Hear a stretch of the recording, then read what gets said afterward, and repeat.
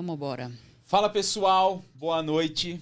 Estamos aqui começando mais um episódio do Otcast com uma presença ilustre, que não é mais novidade, mas não deixa de ser ilustre. E estamos com o Marcelão também. Boa noite, Marcelito. Boa noite. Tudo bem? Rebeca, boa noite. Boa noite, Seja Fernando. muito bem-vinda novamente. Obrigada, eu que agradeço aqui o convite, Fernando, Marcelo. É uma enorme satisfação, um prazer estar aqui novamente no Outcast, compartilhando experiência, né? É isso. Trocando ideia, que esse é o objetivo, né? Obrigada mais uma vez. No episódio passado a gente deixou uma lacuna, principalmente no final aí, né? Eu gostaria de startá-la, né? O que você ia falar? Eu ia falar justamente disso. Rebeca, depois que você falou da visão monocular da molecada, das crianças, a minha visão mudou. Porque eu fico, olha, acho que tá começando a acontecer com essa. Aí vai, meu Deus, acho que essa também. Isso aí eu não lembro. É, que ela comentou do pessoal ficar só fazendo convergência pra perto, celular, sim, celular, sim. celular. Aí daqui a pouco não precisa mais do outro olho, só um olho só. Sim. E aí eu tô. E aí, como é que eu começo a observar melhor isso? Na realidade, tu chegou a comentar, né, Fernando, isso, né? A gente deixou uma lacuna no último episódio. Eu tava vindo pra cá e lembrando. Teve uma lacuna, mas eu não lembro qual é essa lacuna. Eu espero que vocês me lembrem qual Pra mim não era essa, mas tem outra. Mas essa é boa. Tem, mas teve Pode ir? uma outra Bora. lacuna, exato. Mas isso que o Marcelo comentou, né, dessa questão. Inclusive, eu usei um trecho desse comentário que eu fiz. E teve uns comentários positivos, outros que, tipo, uma galera de outras áreas, falando de outras coisas, enfim, de linhas evolutivas e tudo mais, Lacan, Darwin, enfim. Enfim, eu não tô aqui para poder falar sobre isso, né, de ir a fundo em questões biológicas ou neurociências. Foi um comentário, na realidade, pensando em como o nosso corpo ele se adapta, como o nosso sistema ele é adaptável e como coisas foram mudando realmente à medida que nós fomos evoluindo, inclusive, né? Mas o que eu quis dizer, né? O que a gente traz hoje para o que acontece hoje, né? A gente não sabe o que vai acontecer daqui a, sei lá, 100 anos para frente ou 1000 anos para frente, né? O que pode acontecer, mudanças de DNA e etc. Então, o que a gente pode observar hoje, analisar hoje dentro desse contexto, né? Da binocularidade, que é o que a gente espera que a gente consiga desenvolver, né? A gente não nasce binocular, ou seja, a gente não nasce sabendo utilizar os dois olhos, e a gente espera aprender, né? A gente aprende a utilizar os dois olhos. Mas, né? A pergunta é, né, Marcelo? Como saber realmente se eu estou usando os dois olhos? Não, a gente não nasce utilizando os dois olhos ao mesmo tempo. A gente nasce, o cérebro não... Na realidade, o cérebro não sabe que a gente tem partes do corpo, na realidade. Nós temos partes do corpo que funcionam de forma involuntária, né? O nosso cérebro, ele já vai organizando isso, mas, de fato, nós não sabemos que temos duas mãos, não sabemos que temos dois pés, quando a gente é bebezinho, né? Passa ali pelo processo de desenvolvimento. Tem aquela fase... Para quem aí é mãe, né, enfim, pai e tem filhos pequenos ou já tiveram filhos pequenos, aquela fase em que a criança descobre que tem mãos e pés. Sim. E começa a colocar os pés na boca, a mão na boca. Por quê? Ali é uma fase de estimulação. Realmente ela está sinalizando para o cérebro, tipo, a existência daquela estrutura, que até uma certa idade a criança não sabe que existe. E aí vai havendo realmente a formação, a organização neuronal, para que o cérebro passe a entender que existe realmente uma estrutura, que é a mão e os pés, que são, enfim, duas grandes porções sensório-motoras, ou seja, que levam informações para o cérebro. Quando a gente fala de visão, quando a gente fala de olhos, é a mesma coisa. Nós temos dois olhos por uma finalidade, por um objetivo, que é o objetivo de ter a percepção de profundidade, né? Que essa é uma forma simples de explicar. Na realidade, existe uma complexidade aí. Mas, quando a gente nasce, o cérebro não sabe utilizar os dois olhos. O globo ocular é formado porque ele se forma no período dentro da barriga da mãe, mas em termos sensoriais, ou seja, em termos de cérebro, os neurônios não se desenvolveram para combinar as informações dos dois olhos. Eles se desenvolvem depois, à medida que nós vamos tendo experiência com o ambiente, experiência com o nosso próprio corpo e depois com o ambiente, né? Tá, mas como que realmente é garantido que uma criança de 10 anos ou até mesmo um adulto de 30, 35 anos ou mais tem realmente o uso dos dois olhos, ou ele faz o uso dos dois olhos? O que é mais interessante de falar sobre isso é que tem pessoas que podem estar utilizando os dois olhos quando olham para longe e eles podem estar bloqueando um dos olhos quando olham para perto. Eu nem Ou lembro que a vice-versa. gente falou disso. Ou vice-versa, certo? Ou seja, nem sempre a gente está usando a binocularidade em todos os momentos. Claro, eu estou falando de pessoas que têm disfunção de binocularidade. Uma pessoa que tem a binocularidade normal tem que utilizar os 2 olhos para longe e os 2 olhos para perto. Né? Mas existem inúmeros casos de pessoas, inclusive, que não têm estrabismo, porque o óbvio, tá? Deixa eu simplificar um pouco. O óbvio é que se você percebe que uma pessoa tem um olho desviado, certo? Tem gente que vai se perguntar assim, tá, a pessoa tem um olho desviado. O que acontece com aquele olho que está desviado? Ela é cega?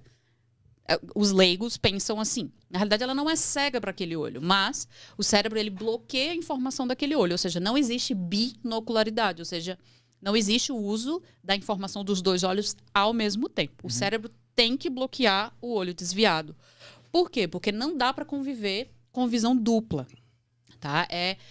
É sensorialmente impossível conviver com visão dupla, né? Você não consegue se organizar minimamente com isso. Então, o cérebro faz o que? Ele bloqueia a informação de um olho. Isso no estrabismo, é o óbvio, quando você vê que o olho está desviado. Mas e quando o olho não é desviado e, mesmo assim, o cérebro opta por bloquear a informação de um olho? Isso acontece. Isso acontece, inclusive, aqui eu vou falar mais direcionado para o pessoal da optometria em especial, quem trabalha com a parte de análise visual. Isso pode acontecer, inclusive, com pessoas que não são amblíopes. Ou seja, podem ter pacientes que não têm ambliopia, que não têm estrabismo e que, às vezes, estão bloqueando a informação de um dos olhos quando está fazendo alguma atividade, como, por exemplo, olhando o celular por muito tempo. Eles estão monoculares naquele momento. E como é que a gente sabe disso? Só dá para saber fazendo uma avaliação funcional ou neurofuncional da visão. Tá? Especificamente uma avaliação optométrica. Por quê? Porque na avaliação optométrica que a gente tem testes para poder realmente analisar se a pessoa está usando ou não está utilizando os 2 olhos. Óbvio que se nós temos 2 olhos, o maior benefício sensorial e cerebral e cognitivo é que a gente utilize os 2 olhos ao mesmo tempo. Ah, Rebeca, mas tem problema a pessoa não utilizar os 2 olhos, utilizar só um? Existem vários problemas, na realidade. Só que, claro, vamos supor que a criança nasça e teve uma doença ocular, um exemplo, e perdeu a visão de um olho, um exemplo. Ela vai se estruturar a partir daquela visão monocular. Só que as capacidades dela de calcular profundidades não vão existir. Mas ela vai se adaptar àquela demanda. Não vou dizer que uma criança que se torna adulto monocular, que ele não vai conseguir se desenvolver, que ele não vai conseguir fazer as coisas que ele tem para fazer. Mas ele vai ser limitado em alguns aspectos. Tem algum padrão? Como assim, padrão? Comportamental, algum perfil? Geralmente, crianças que agem assim? Olha, quando se utiliza os 2 olhos, a demanda cerebral de gasto energético para se utilizar os 2 olhos é alta, certo? Então, a gente passa por um período de organização dos 2 olhos que é muito intenso. Quando o cérebro consegue organizar isso bem, o nosso gasto de energia para isso é baixo. Mas quando existe, tipo assim, nós 3, eu acredito, nós somos binoculares, utilizamos os 2 olhos. Mas pode ser que a tua qualidade de binocularidade seja mais baixa do que a minha ou vice-versa. Algum de nós aqui pode ter uma visão binocular não muito organizada. Então isso vai gerar uma certa demanda cerebral. Posso fazer uma vírgula? Pode. Há uns tempo atrás, não sei se foi no Fantástico, onde foi, que eles mapearam, né, ou fizeram uma ressonância magnética e uma pessoa normal, um jogador e tipo um craque, não sei se era o Neymar, mas um exemplo o Neymar. E o quanto que ele usava para fazer aquela movimentação, aquele drible, alguma coisa, na área do craque era muito pequena. E quem não tem, usava muito mais o cérebro. Creio que seja isso. É basicamente isso. Porque quando o cérebro se especializa em algo, ele usa o mínimo de coisas quanto possível. Porque é uma premissa básica da neurociência. A gente gasta o mínimo de energia. A gente não pode... O cérebro sempre está economizando energia em todos os aspectos. Então, quando nós temos uma binocularidade frágil, ou seja, que não é plena, a gente gasta muita energia. Então, é um paciente muito sintomático. Dores de cabeça, a leitura... é desorganizado, ou é um paciente que não gosta de ler, ou às vezes é aquela criança que é taxada de preguiçosa porque não gosta de estudar, ou porque não gosta de ler, enfim. Agora, pacientes que já desenvolveram a monocularidade desde o princípio, ou seja, lá nos primeiros anos de vida, eles se adaptam tão bem que eles não apresentam tanta sintomatologia, certo? Então, assim, são pacientes que se organizam bem no decorrer da vida. Contudo, eles podem ser limitados em alguns aspectos, não nos aspectos comportamentais, mas nos aspectos de oportunidades na vida. Vou explicar isso. Eu acho que até falei sobre isso um pouco no outro episódio. Que é tipo assim... Perdão. Então, se eu começar a ter uma catarata, eu caio aí também. Pensa comigo. Vamos pensar num paciente com catarata. Até os 55 anos, um exemplo, eu tive a binocularidade normal. A partir de 55 anos, um exemplo, eu comecei a desenvolver catarata. O que começa a acontecer? Eu tenho um embaçamento de um dos olhos, então eu já vou começar a ter uma desregulação da visão binocular. E isso pode trazer sintomas. Não somente o fato de ele fechar um olho e ver embaçado, mas ele pode realmente ficar um pouco mais confuso do que o normal. Por quê? Porque o cérebro dele está habituado a ser binocular. E, de repente, ele passou a ter uma dificuldade de binocularidade porque está tendo uma catarata ali atrapalhando. Agora, não, a criança nasceu com catarata, nunca foi tratada aquele olho. Ela vai ter visão monocular e ela vai se adaptar melhor. Mas, vou dar exemplos bem clássicos. Pacientes que, às vezes, já tive paciente assim, que quer se entrar nas Forças Armadas, por exemplo, para algum cargo, enfim, que exige que tenha visão binocular. Já não vai poder. Pacientes que querem, sei lá, dirigir... Vou dar um exemplo bem... Fórmula 1. Não, nem tanto assim. Quero ser motorista de caminhão, por exemplo. Já não pode. Já não dá. Então, tem as restrições, ou seja, são as limitações que na própria vida, não é necessariamente no comportamento. Tá. É tipo, eu não vou poder me desenvolver em determinadas áreas porque a minha própria visão Mas, por não exemplo, permite. se ela nunca for tentar tirar uma habilitação D ou E de caminhão, ela nunca vai saber. Não, nunca vai saber. Provavelmente não. E é interessante esse aspecto, porque... Infelizmente, as crianças, elas não conseguem... Por exemplo, uma criança que está desenvolvendo um fenômeno de monocularidade, ou seja, ela não é binocular, ela está tendo ambliopia, enfim, ela não consegue expressar sintomas. Ela não fala, mamãe, não sei o quê, eu não estou conseguindo enxergar de um olho aqui e tal, eu acho que precisa investigar, sei lá. Enfim, não consegue ter necessariamente perceber aquilo. A não ser que venha realmente um profissional... e faça um teste para identificar se existe alguma restrição visual ou não. E aí o que a gente se depara muito são com, muitas vezes, crianças já mais velhas ou adultos que perderam, não que perderam a visão, mas que não desenvolveram a binocularidade e aí às vezes chegam, descobrem já adultos e aí às vezes olham, e aí, o que faz? Mas nunca realmente perceberam que tinha uma restrição. Se não forem, de repente, fazer algum tipo de tarefa específica, às vezes vive a vida toda. Exato. Sem nem saber disso. Aí vem aquele aspecto. Tá, mas o que isso muda na vida da pessoa? Muda que, para que a gente consiga ter... E isso, para mim, é o mais preocupante. Para que a gente consiga ter uma construção. Porque, assim, o desenvolvimento ele é pautado sobre algumas bases. Certo? Nós temos uma base que é mais biológica, ou seja, a gente precisa nascer com um olho... Falando só de olho, tá? Porque também tem todo o resto. Se eu nascer, por exemplo, com uma perna mais curta, que isso é estrutura, eu vou ter uma série de complicações que não são coisas muito graves, mas, tipo, a vida dessa pessoa vai ser diferente, certo? Se eu nascer com um olho, de repente, faltando um cristalino ou com uma lesão de córnea, vai ter várias consequências depois em relação a isso. Agora, vamos pensar que a gente nasceu com o cérebro normal, a estrutura tá lá, o olho tá com a estrutura também, tudo ok. Essa é a base. A primeira coisa que a gente espera é que a criança nasça com todas as partes inteiras. Estrutura. Com isso, se eu tenho uma base ok, eu tenho uma outra, aí eu vou para um outro pilar. O outro pilar é o sensório motor. Ou seja, eu começo a construir sensorialidade a partir da minha organização motor. Ou seja, a criança ela vai começar a mexer a cabeça, vai começar a rolar, depois vai começar a rastejar, depois ela vai começar a engatinhar. Tudo isso é um processo motor para poder estruturar também a sensorialidade. Ou seja, o cérebro vai se organizar a partir disso. Isso é a interpretação do que ela está vendo? Isso é luz, imagem, captação, o cérebro jogando para as outras áreas do corpo? Exato.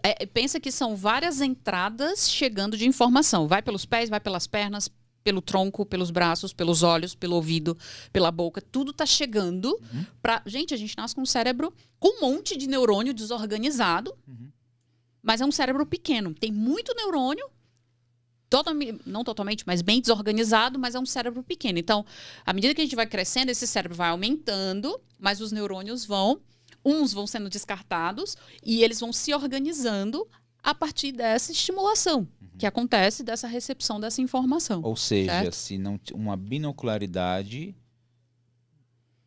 ela não estaria recebendo tanto de informação como uma pessoa que enxergaria com os 2 olhos. Isso faz sentido? Uma monocularidade. Uma monocularidade. Exatamente. Então, assim, tem uma restrição de informação. Isso quer dizer que ela não se desenvolva? Não, porque o cérebro vai procurar ao máximo captar aquela informação, combinar com todo o resto, para poder fazer com que aquele indivíduo vá se desenvolvendo, certo? De alguma forma. Então, o que acontece é que quando nós temos uma restrição, ou seja, quando a gente acaba... que alguma dessas etapas elas têm alguma restrição, aí a gente tem a estrutura, que é a primeira, depois temos a parte sensório-motora, depois temos as construções emocionais que estão interligadas, e depois temos o cognitivo e o social. O que a gente mais se preocupa em termos de desenvolvimento é o cognitivo, que vai desembocar no social. Sim. Então, se eu tenho monocularidade, o meu cognitivo ele pode ser diferente, e isso pode influenciar também o meu social. Certo?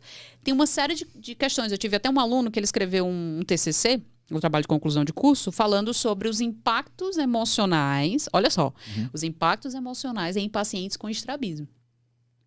Ou seja, ele trouxe uma conotação mais psicológica para um problema estrutural e sensório-motor. Ou seja, na base, a organização dos olhos do paciente já era desorganizada, porque ele tem estrabismo. Como afetou isso emocionalmente? Quais foram as consequências emocionais para esse paciente e cognitivas? Daí ele trouxe uma série de questões, inclusive essas questões, como o paciente se sente por ser estrábico. Né? É tanto por questões estéticas, quanto por questões de cunho interno mesmo dele, de como as emoções dele são organizadas a partir daquela binocularidade desorganizada. Daquela falta de informação que era para ser... Exato. Inúmeros pacientes que a gente atende, o que eu atendia na época, quando eu atendia para a parte de terapia, os pacientes já vinham com quadros de depressão, ansiedade, fazendo uso de medicação e com estrabismo. Ou com alguma condição binocular desorganizada, ou do desenvolvimento, porque geralmente disfunções binoculares estão associadas a questões de desenvolvimento. Que não são óbvias. Uma anisometropia seria uma... Pode ser, mas aí é visual. Eu digo questões de... Quando eu falo desenvolvimento, eu estou falando no todo. Entende? No todo. Tem questões motoras associadas, posturais associadas. Nunca é só a questão visual. Sempre está atrelado realmente a alguma coisa. O que eu lembrei que a gente deixou uma lacuna no episódio passado foi quando nós estávamos falando referente à questão... Desde quando essa criança... ela é formada lá no ventre e tal, que você me disse algo que, desde como foi essa gravidez dessa mãe, que isso interfere lá na frente, enfim, não lembro, mas foi rapidamente isso. E aí, só para contextualizar, eu vou entrar uma pergunta para você, que eu até comentei isso com você, você vai lembrar agora. Eu tive um caso recente lá na loja, onde eu estava conversando com uma optometrista, e ela estava me contando um caso de um paciente. E diz que esse paciente ele era muito retraído, parecido muito com aqueles emos que tinha alguns anos atrás. Sim. Né? E ele tinha uma alta miopia. E diz que ela, conversando com ele, perguntou qual a data de nascimento. Meu Deus. E aí coincidiu Queria nem lembrar disso. da data do nascimento desse paciente ser a mesma data de nascimento do filho dela. E, por coincidência, eles tinham o mesmo perfil comportamental. Ambos tinham alta miopia. E ela disse que eles eram assim por conta do horóscopo. Sei. Eu gostaria de... Abriu um buraco aqui, eu não estou aqui, eu caí. Aí eu falei pro Marcelão, Marcelão, tipo, as pessoas, elas... Nada contra, não quero dizer nem que eu sou a favor nem contra, acho que, enfim, cada um tem a sua crença, mas tem todo um perfil aí, como que eu posso dizer? Todo um perfil... Histérico. Isso, não é e aí histérico, a pessoa acaba... Não é histérico, Não, fala aí, professor, tem todo um perfil aí, por exemplo, idades próximas, ambos com uma alta estereótipo. Tem todo um estereótipo aí, mas a culpa é do horóscopo. Eu queria que você Não comenta isso não, não comenta isso não. Qual a influência do horóscopo? Qual a influência do horóscopo, né, nesse qual era o mapa astral deles? Isso, né? Nesse contexto aí, faz sentido o horóscopo ou faz sentido essa alta miopia que tá relacionado, atrelado a alguma coisa aí que a gente falou? Vai ver, eles eram gêmeos, a gente não sabe. Não, ó, se alguém estiver vendo, aquela marquinha assim no YouTube, assim, carregando. Pior que isso é sério, tipo, porque desde o episódio que eu fiz contigo, você vai perder amizade com ela? Eu não consigo olhar mais as pessoas da mesma forma. Nenhuma, eu pareço um louco no trem, tá ligado? Porque eu começo a reparar a espessura de lente. Sim. E aí ali se eu já identifico uma alta hipermetropia, por exemplo, eu já olho o jeito que ela tá sentada e falo, isso tem uma relação. Sim, claro. E aí como ela vai descer do trem. Eu tô olhando as pessoas dessa forma. E aí quando me veio esse caso na cabeça, eu falei, porra, faz sentido. Né? Tem algum tipo de relação nesse estereótipo aí? Sim, como na que realidade tem. Como que é feita essa análise? Na realidade tem, e o que as pessoas precisam entender, eu falo bastante sobre isso, especialmente para os profissionais, porque os profissionais precisam repassar essa informação para as pessoas. Porque uma pessoa que fala que é a influência do horóscopo é porque ela não sabe. Ela encontrou uma justificativa para aquela situação, e tudo bem. É aquela informação que ela tem. Então, eu falo bastante para os profissionais reproduzirem essa informação assertivamente para os pacientes e para as pessoas leigas. O que acontece, gente? A maneira que nós entendemos o mundo é através dos olhos, em especial, através da visão e de todo o nosso corpo. Mas 70% a 80% da informação que a gente capta e processa, ela é visual. Então, o que acontece quando a gente olha através das lentes? Né? O que acontece quando você olha através de uma lente negativa, que é no caso da miopia? O que acontece quando a gente olha através de uma lente positiva, no caso da hipermetropia? Se essa lente é asférica, se ela é esférica, se está de lente de contato, se está de óculos, tudo muda. Tudo muda. Por quê? Porque cada um desses aparatos, eles projetam uma informação visual diferente do real.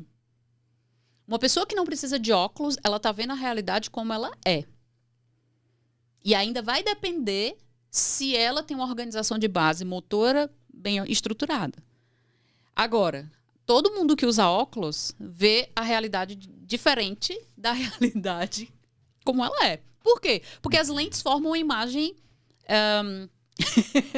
elas formam imagens maiores, menores, virtuais, reais, invertidas.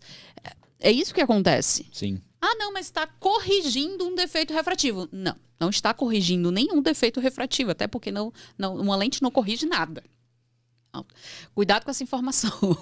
Uma lente não corrige nada, tá? Uma lente, quando a gente coloca, por exemplo, a lente negativa para um míope, a imagem não fica nítida. Simplesmente a lente faz com que a informação que está longe para aquele paciente, ela faz o quê? Ela aproxima.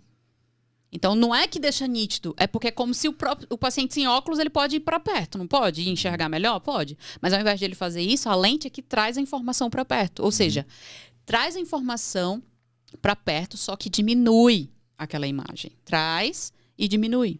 Então, a maneira que o paciente interpreta, porque, olha, a lente negativa, ela gera uma informação virtual, certo? E é uma informação, uma imagem menor do que o objeto real e mais próxima. Sim. Então, o mundo de um paciente míope é restrito. Né? Vamos pensar na miopia alta. Um míope alto sem óculos, vamos pensar aí, sei lá, num míope de 10 dioptrias, um exemplo, né? Dando um tiro bem alto. A distância de visualização dele é 10 centímetros. Ou seja, ele sem óculos, ele só enxerga 10 centímetros para frente. O mundo dele é aqui. Daí para frente ele não enxerga, mas muito embaçado, tudo distorcido e tal. Então o mundo dele é muito restrito. E quando ele coloca a lente, o que acontece com os óculos? Tudo bem. Ali no centro, né? No centro óptico da lente, está passando a luz de forma paralela e tudo mais bonitinho. Então, naquela informação, naquele ponto, ele consegue visualizar. Só que a periferia, ele não consegue. Então, a informação periférica dele é restrita. Então, fazer coisas que ele tenha que usar muito o ambiente, nem pensar. Ele gosta de fazer coisas em que ele fique sentado, que tenha um espaço visual controlado, mas se ele tiver que usar a periferia, ele não usa. Então, por que ele vai fazer esporte? Se é totalmente desconfortável para ele, porque ele não consegue enxergar ou a informação periférica é totalmente restrita. Tem que ter toda uma adaptação, óculos específico e tudo Lente mais. de contato, você pensar em lentes asféricas, coisas que minimizem esses efeitos, sabendo que mesmo assim ainda vai ter um determinado tipo de restrição e isso vai influenciar o comportamento ou como aquela pessoa vai ser. A informação que está chegando através dos olhos vai influenciar em como aquela pessoa vai ser. Já eu olho diferente para o hipermétrope, e tem que ter cuidado, porque o hipermétrope baixo, os hipermétropes altos, eles são parecidos com os míopes, certo? Agora, os hipermétropes baixos, até 2, 3 dioptrias no máximo ali, eles já têm um ambiente, uma percepção visual mais aberta, porque a própria lente permite isso. Por quê? Porque tem uma informação centro e periferia mais organizada, porque a borda da lente não é tão espessa assim. Né? Agora, passou desse valor, aí já começa a ter influências, até a forma que a projeção da imagem acontece é diferente nas lentes positivas altas. Então, um paciente hipermétrope alto, você vê que parece que ele tá procurando sempre enxergar, e parece que ele tem uma limitação visual. E existe realmente. Então, pode observar que pacientes de dioptria de média a alta, eles têm um comportamento muito característico. Então, míopes altos têm esse comportamento de serem mais fechados, né? De serem mais introvertidos, de gostarem de fazer coisas mais... Os nerds, né? Toda vida você vai caracterizar um nerd num desenho ou no cinema, tem um óculos lá, fundo de garrafa, né? Que o pessoal gosta de falar assim. Porque é uma característica dos míopes. Isso é geral, gente? Não, não é geral. Vão ter as exceções à regra, isso é fato. Mas, sim, a maneira que, de acordo com como a informação visual está chegando, vai influenciar no resto. No cognitivo, em como essa pessoa pensa, consegue pensar, se organizar, como a maneira que ela lê. Gente, inúmeros e inúmeros pacientes ou pessoas que dizem que não gostam de ler, ou que sentem sono, ou que fogem da tarefa da leitura. E quando eu falo leitura, eu não falo só da leitura de você pegar um livro e ler. Eu falo de qualquer coisa que você tem que passar muito tempo, às vezes lendo um quadrinho, ou estudando, ou olhando o celular por muito tempo, que tem que ler alguma coisa.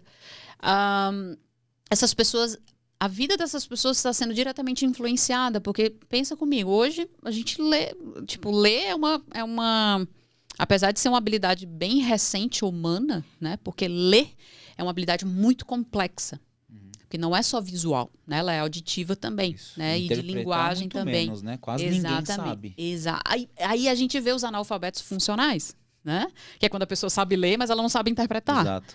Por que ela não consegue interpretar? Aí influencia a vida da pessoa, influencia a vida das pessoas ao redor e influencia toda uma cultura. Porque se nós temos analfabetos funcionais, e no Brasil a gente tem bastante, né? São altos índices, isso vai influenciar toda uma cultura. Mas por que essas pessoas não conseguem interpretar? Para mim, existem várias frentes, não só a frente educacional, né? Que as pessoas falam muito da questão da educação, que existe sim, mas também tem que ser investigadas as questões. Tá, como que eu vou conseguir interpretar algo se as minhas ferramentas não estão organizadas? Sim. Minimamente. Ou as minhas ferramentas, porque a audição também participa, né? Enfim, então, sim, existem perfis comportamentais desses pacientes que utilizam óculos. Não é só o horóscopo. Professor, já puxando a sardinha para o seu curso também, de pediatria, que vai começar agora. Sim.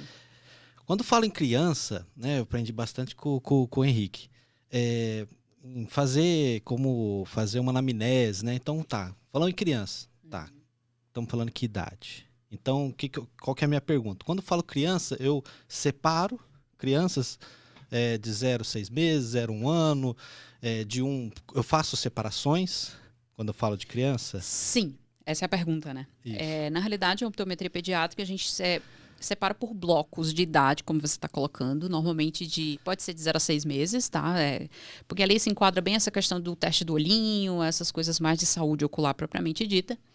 E aí começa, em especial, o desenvolvimento de habilidades que tem que ser acompanhadas a partir dos 6 meses, de habilidades visuais, propriamente.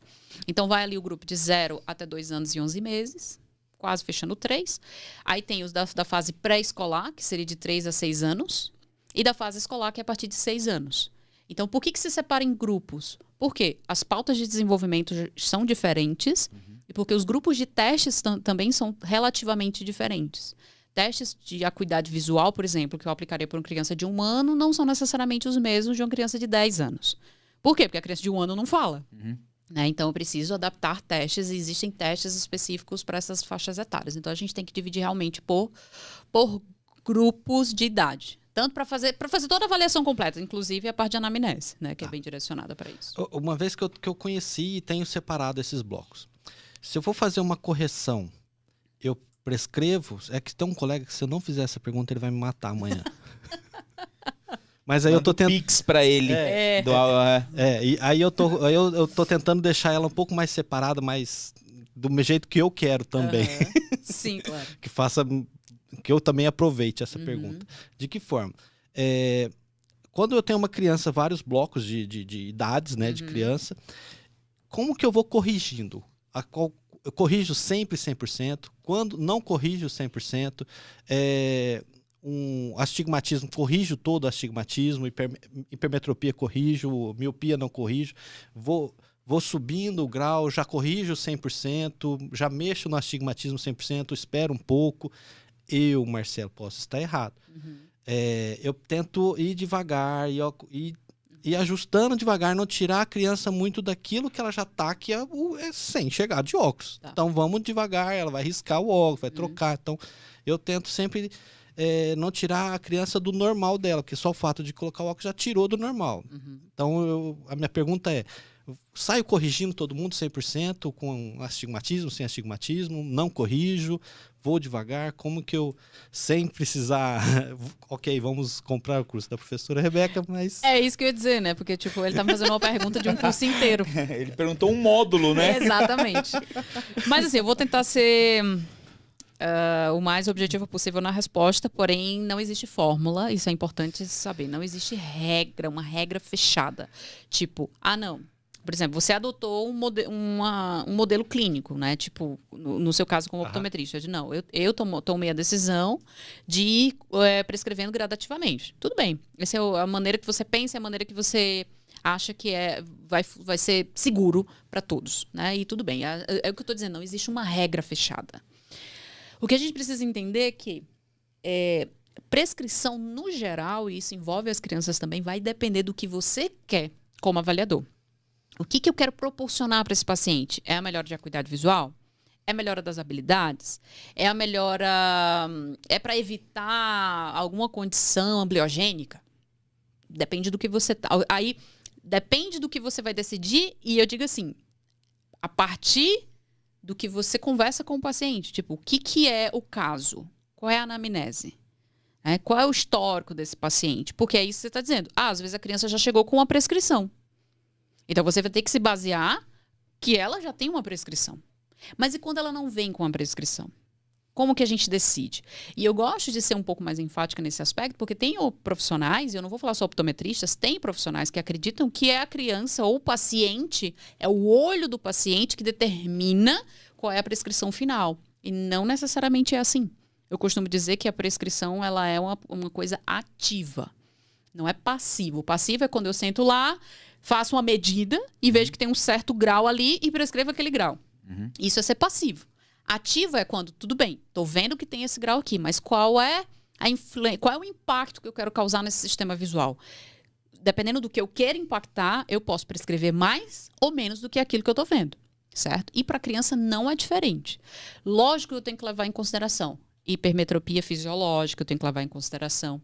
Só que nem todos os pacientes a gente desconta a hipermetropia fisiológica. Para quem não sabe o que é hipermetropia fisiológica, é um estado refrativo, ou seja, é um tipo de grau que a gente espera que tenha na criança. Tá? É normal, a gente nasce hipermétrope, ou seja, o nosso olho é muito pequeno, a gente ainda está organizando as habilidades, então é normal que a gente tenha hipermetropia.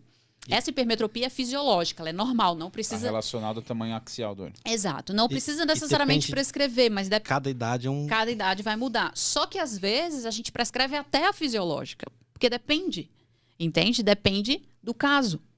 Uma coisa bem básica é, quando você tem uma endotropia, você prescreve tudo. É básico. Endotropia? Endotropia é quando o olhinho está desviado para dentro. É um estrabismo com o olho desviado para dentro. Mas... a gente leva em consideração, sim, né? A gente tem que decidir, eu vou prescrever hipermetropia fisiológica ou não vou prescrever? Então, você pensa, porque depende do caso. Astigmatismo. Astigmatismo, geralmente, muitos profissionais não sabem disso. E é meio complexo, porque tem que saber. Astigmatismo também é fisiológico até um certo valor e até uma certa idade. Então, se você encontra uma criança ali de 9, 10 anos, sei lá, que tem um astigmatismo de 1 a favor da regra, ou seja, aqueles astigmatismos a 180, 0 por ali, até 20 ou descendo um pouco, é fisiológico. Então, para que você vai prescrever? Não, é porque está apresentando ali. Tem profissional que acha que sempre que aparece um astigmatismo tem que prescrever. E não. É tanto que tem paciente adulto que às vezes você vai fazer um ambulatorial ali e você tira. Tira, entende? Então, assim, não existe um modelo fechado. O que existe, Marcelo, é a gente conhecer as ferramentas e entender dos casos para decidir. Como é que eu faço para decidir? Eu preciso ter determinados conhecimentos em pediatria. Por exemplo, o conhecimento de que existe a hipermetropia fisiológica, de que existe o astigmatismo fisiológico, de que existem... qual é o meu parâmetro para decidir uma prescrição? É saber analisar as habilidades visuais. Porque para eu decidir quanto de prescrição vou colocar no final, eu tenho que analisar como estão essas respostas visuais das habilidades. E a maioria dos optometristas ou dos profissionais, que eu não falo só dos optometristas, só se baseiam pela acuidade visual e está errado. Uma criança de 3 anos, ela não precisa enxergar a 6 metros. O que ela faz a 6 metros? Nada. Então, por que você vai prescrever pensando em 6 metros? Entende? Então, tem que ter o costume de dizer assim, você tem que construir um juízo clínico, que é o teu poder de decisão sobre a prescrição. Mas para se construir isso, você tem que ter o conhecimento. Né? Então, para prescrever para crianças, no meu ponto de vista, é igual prescrever para adulto. A única diferença é que você tem que entender quais são os testes que aplica e como interpretar esses resultados e tomar a decisão final a partir da anamnese. Eu acho bem legal isso daí, porque às vezes o pai entra, eu já converso isso com o pai. Calma, teu filho não, no meu caso, teu filho não vai sair com a correção inteira. Vamos corrigir ele não precisa, talvez eu esteja errado, enxergar como eu, a Rebeca, o Fernando enxerga. Ele não vai usar essa visão, ele nem está aprendendo a ler ainda. Calma. Isso, Marcelo, não é... não existe o certo e o errado. Existe isso, é tipo, essa criança é quem? O que ela faz no dia a dia? O que eu quero alcançar? Eu quero fazer com que ela enxergue 6 metros? Não, porque eu sei que na idade dela, de acordo com as coisas que ela faz, ela não precisa. Então, você pode tomar a decisão de prescrever gradativamente. E eu tomo muito mais cuidado quando é míope. Sim. E eu levantei a mão para levantar uma bola para ele acha que está no Senac ainda. Para que você escolha. Mas ele acabou, assim, ele formou. Eu sempre levo em consideração a questão do que é negligenciado, né? E aí, quando a gente escuta tudo isso e que a principal ferramenta que vocês têm para uma prescrição objetiva através do que o paciente realmente precisa, 80% é descoberto através da anamnese. Perfeito. Tá, perfeito. E aí, quando a gente olha e vê que tem pessoas que consideram um optometrista bom quando ele faz 6 atendimentos por hora, acredito eu que esse passo a passo ele não está sendo feito, porque não dá para você fazer isso em 10 minutos. Na realidade, se a gente for entrar assim nesses pormenores, né, a gente tem em todas as áreas dos profissionais que atendem sobre a perspectiva de saúde visual, o que é preciso ficar claro é que prescrição é uma coisa personalizada. É igual comprar roupa, é igual comprar sapato. Cada um tem o seu. Sim. Eu até outro dia eu tava falando assim, coitado do ladrão que rouba um óculos, né? Ele não serve pra nada, ele não vai servir pra ele, né? Ele só do máximo ele vai vender a armação, e olha lá. Então, assim, é uma coisa personalizada, é pra cada indivíduo. Então, se é personalizado, então eu tenho que me preocupar em investigar qual é o melhor sapato ou qual é a melhor roupa para aquele paciente. No caso, qual é a melhor prescrição para aquela pessoa. Então, é natural que a gente pense, né, para quem é da ótica, pensar assim, então quais são as ferramentas mínimas para poder investigar isso? Para um profissional da área da saúde visual, tem que pensar a mesma coisa. Quais são as ferramentas mínimas? Eu preciso, pelo menos, de uma anamnese bem organizada para eu entender quem é essa pessoa. Se eu quero prescrever de forma personalizada, eu preciso entender quem é essa pessoa e o que ela faz no dia a dia dela. Então, infelizmente, a gente tem essa realidade. Por quê? Existem profissionais que simplesmente automatizam a avaliação visual. Automatizam através das ferramentas e automatizam através do próprio pensamento dele como avaliador. De dizer, não, o valor, vou apertar aqui esse botão, o valor que deu aqui, eu vou ali, testo se a pessoa tá vendo só o 20/20 ali na frente, e J1, pronto. acabou. Se deu, deu. Agora não leva em consideração o que ele faz de manhã, de tarde, de noite. Não leva em consideração a distância de trabalho que ele realmente usa, como é que é essa dinâmica de movimentação de cabeça, qual é o ofício dele, e às vezes não é só o ofício do trabalho, às vezes é uma coisa que ele faz como hobby. Um hobby. Sim. Ou seja, não investiga realmente a vida daquela pessoa, para realmente prescrever um óculos pensando nisso, em 100% de funcionalidade. Por isso que tantas pessoas abandonam o óculos na gaveta. Claro. Uhum. Eu costumo conversar bastante com o pai, com a mãe, quando leva o filho. Aí eu ponho sentadinho aqui, senta aqui, senta, calma, senta. Aí eu vou lá aqui. Olha, vamos diminuir o celular? Aí o pai e a mãe, não dá pra... Eles não querem, né? E eu tô olhando Não tem pro a filho. lente da luz azul?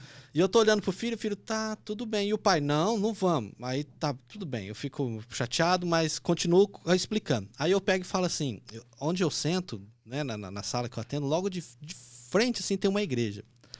De frente. Da janela eu vejo a igreja. Então o sol tá entrando, aí eu falo assim, olha, quem mandou nesse planeta todo, em nossa espécie Homo sapiens, foi aquele cara lá fora. Uhum. Aí eles olham lá fora, Jesus? Deus? Eu, não. O sol. O sol. Olha o que vocês estão fazendo com o filho de vocês. Você deixa ele trancado dentro de casa, fechado, ele não recebe o sol, ele está tendo problemas psicológicos, depressão, ansiedade, e sem contar o olho, que aí você está aumentando mais ainda essa miopia dele, que só a visão para perto, só a visão para perto. E aí vai o olho axial aumentando. E aí... tem essa parte psicológica, né, que eu comento. E ninguém lembra do sol. Né? E como é no seu curso, no caso, você vai orientar, né, no caso, para a gente poder... Cara, faz isso com o seu filho. Por exemplo, outro exemplo. O cara chega lá, não, mas eu não consigo, eu chego no final do dia, eu tô cansado. Então, tá bom, eu vou te corrigir, vou te ajudar, mas se você não parar 20, 20, 20, eu já ensino 20, 21. Porque se eu falo 1, ele faz 30. Se eu falo 20, ele faz 10. Então, eu ensino 1.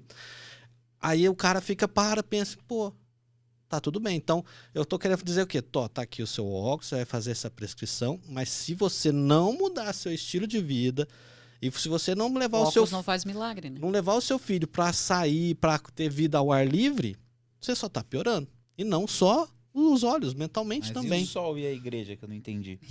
É que o cara olha é que eu tiro o sarro, né? Porque o pessoal olha e vê a igreja, ele, nossa, Deus... Aí quando eu falo assim, ó, só tem uma pessoa que vai cuidar da tua saúde. Deus, né? Eu, não, você mesmo. Às vezes eu chego lá, a pessoa fala assim, e aí, como é que tá a diabetes? Não, tá controlada, tá tranquilo, tal. E tá quanto? Ah, parei de medir, já sempre tava alto. Imagina a minha... Tá controlada, essa, sempre né? alto. Foi recente que a velha meteu essa, não foi? Não, não é a primeira vez que eu escuto. Sabe quando eu me sinto Chaves? Verdade, eu tô ali querendo fazer o melhor. E a pessoa fala, não, eu parei de medir porque... Tá sempre alto. Tava sempre 800, 900, nem meço mais. Não, Se eu não desmaiar, tá suave. Aí eu falo, aí eu falo, quando eu falo, e o pai fala, não, mas meu filho não vai dar conta de parar o seu... Aí eu fico a mesma coisa. Eu falo assim, não, gente, ele tá ali, tá acabando de falar pra mim que eu vai... sinto assim, ó, no balcão da ótica, né? Eu tenho a mesma sensação que o Marcelo, no sentido... dadas as suas devidas proporções, obviamente, mas às vezes eu percebo, eu melhorei um pouco, mas eu tô mais preocupado com o filho dele do que ele mesmo. Por exemplo, o cara, não que eu seja um pai perfeito, mas eu acho que dá pro gasto. Mas o cara, eu sinto que ele não quer tirar meia hora, cara, pra fazer nada com o filho dele. Só que ele pergunta se tem alguma lente melhor que aquela para que possa permitir que o filho dele mexa mais no celular. Que é para justamente ele fugir da própria responsabilidade de ter que lidar com a criança. Exato. Né? E aí eu falo, cara, tem, mas não é isso.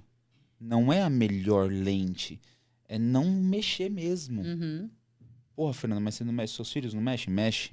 Mexe pra caralho, mas tem hora que eu dou uns berros lá, meu irmão, que eu tomo na mão dos dois e acabou. Vamos colar figurinha, sabe? Vamos fazer nada. Mas não vai ficar no celular também. Enfrentar o tédio, né? Enfrentar o tédio. Porque a vida é um tédio também. Exato. As pessoas esqueceram como que é a vida. Reparou? As pessoas não lembram mais. Porque quando se torna um tédio, elas vêm pra cá. Rebeca, Muito louco. eu busco, às vezes, muito conteúdo gratuito. E, por exemplo, tem um autor, escritor israelense, Yuval Noah Harari. Sim, já ouvi E aí falar. ele escreveu lá Homo Sapiens, o Sapiens, uma breve história. Sim, do Sapiens. Agora tem o Homo Deus e tem 21 lições. Aí eu achei no YouTube alguém que leu o livro. Eu tô lá na esteirinha, que não que tanto O fazendo. audiobook. E tô no audiobook. Aí ele quebra a cabeça, né? Sim. E a minha pergunta que eu vim hoje pensando, assim, gente, que livro que a Rebeca tá lendo? Quem que ela tá acompanhando para mim poder acompanhar ela também? Quem que relaciona isso Isso o quê? que o Marcelo tá falando? Eu tô fazendo a pergunta no seu lugar, Não. já imaginando em outra, achando que você vai perguntar o que eu quero. Fala, calma. Você falou Do audiobook? Fusão, né? Mas não é o Goku aqui, Não, cara. calma. Você tá falando isso aí, mas me veio uma pergunta. Mas eu respondo já a tua pergunta. Como que você faz essa ligação? Porque você precisa. Sim. De como nós éramos lá na época dos Sapiens, como nós somos hoje, quais são os mesmos padrões de respostas que nós temos desde aquela época até hoje? Como que é isso? Fui claro? Posso continuar? Ou viajei? Não, tá de boa. Eu te falo bastante assim pro pai e pra mãe. Olha, há uns 100, 120 anos Hoje nós atrás, estamos embaçados. 90% do planeta era analfabeto. Aham. Nós usávamos a visão de perto? Usávamos. Nós comíamos, fazíamos uma flecha. Mas era 5 minutinhos, era Acendi rapidinho. um fogo ali, rapidinho. Rapidinho, não era igual hoje. E eu explico mesmo, eu sento com o pai quando eles me escutam, que algumas vezes não escutam, mas quando me escutam eu sinto, nossa, eu fico... Viaja ali, né? Viajo. Nas Na hora que eu saio e explicações. falo assim, cara, hoje eu fiz o melhor atendimento do dia. É porque alguém me escutou. É Sim, isso. sim, perfeito. Aí eu explico, né? Olha, o ser humano não fazia isso. O ser humano acordava com o sol, dormia com o sol. O ser humano, ele usava a visão de perto, mas era rápido. Breve ali. Era breve, ele estava sempre atento em fazer outras coisas e fazia outras coisas. O perto para ele era uma enxada, olhar pro chão, era pegar uma fruta, não era ficar o dia inteiro parado. E eu lembro que quando era criança, algumas pessoas liam jornal, que já era longe, Sim. e só foi aproximando. E hoje o analfabetismo chega lá, não sabe a letra, diminuiu bastante. Na época que eu era molequinho, eu trabalhava na farmácia, muita gente punha o dedão para carimbar. Hoje você não vê mais isso. Mas o mundo mudou. E eu acho que é isso que o Fernando Mas eu acho tá que querendo dizer. tem algumas mesmas respostas que Sim, na realidade é isso. Nós não evoluímos ainda o suficiente para poder lidar com essa demanda visual que a gente tem Exato, hoje. é isso aí. É isso que você está falando. A leitura veio um dia desse, leitura da maneira que a gente tem agora, né, com essas... É porque, assim, de cada país, de acordo com a língua, muda um pouco. A fonética muda, né, a estrutura muda da linguagem e tudo. Mas, no geral, não é necessariamente o caractere que está no livro, mas é o fato de a gente ter que organizar umas habilidades de muito tempo, organizar tudo isso para poder receber aquela informação. Isso é muito recente. Muito. A gente não...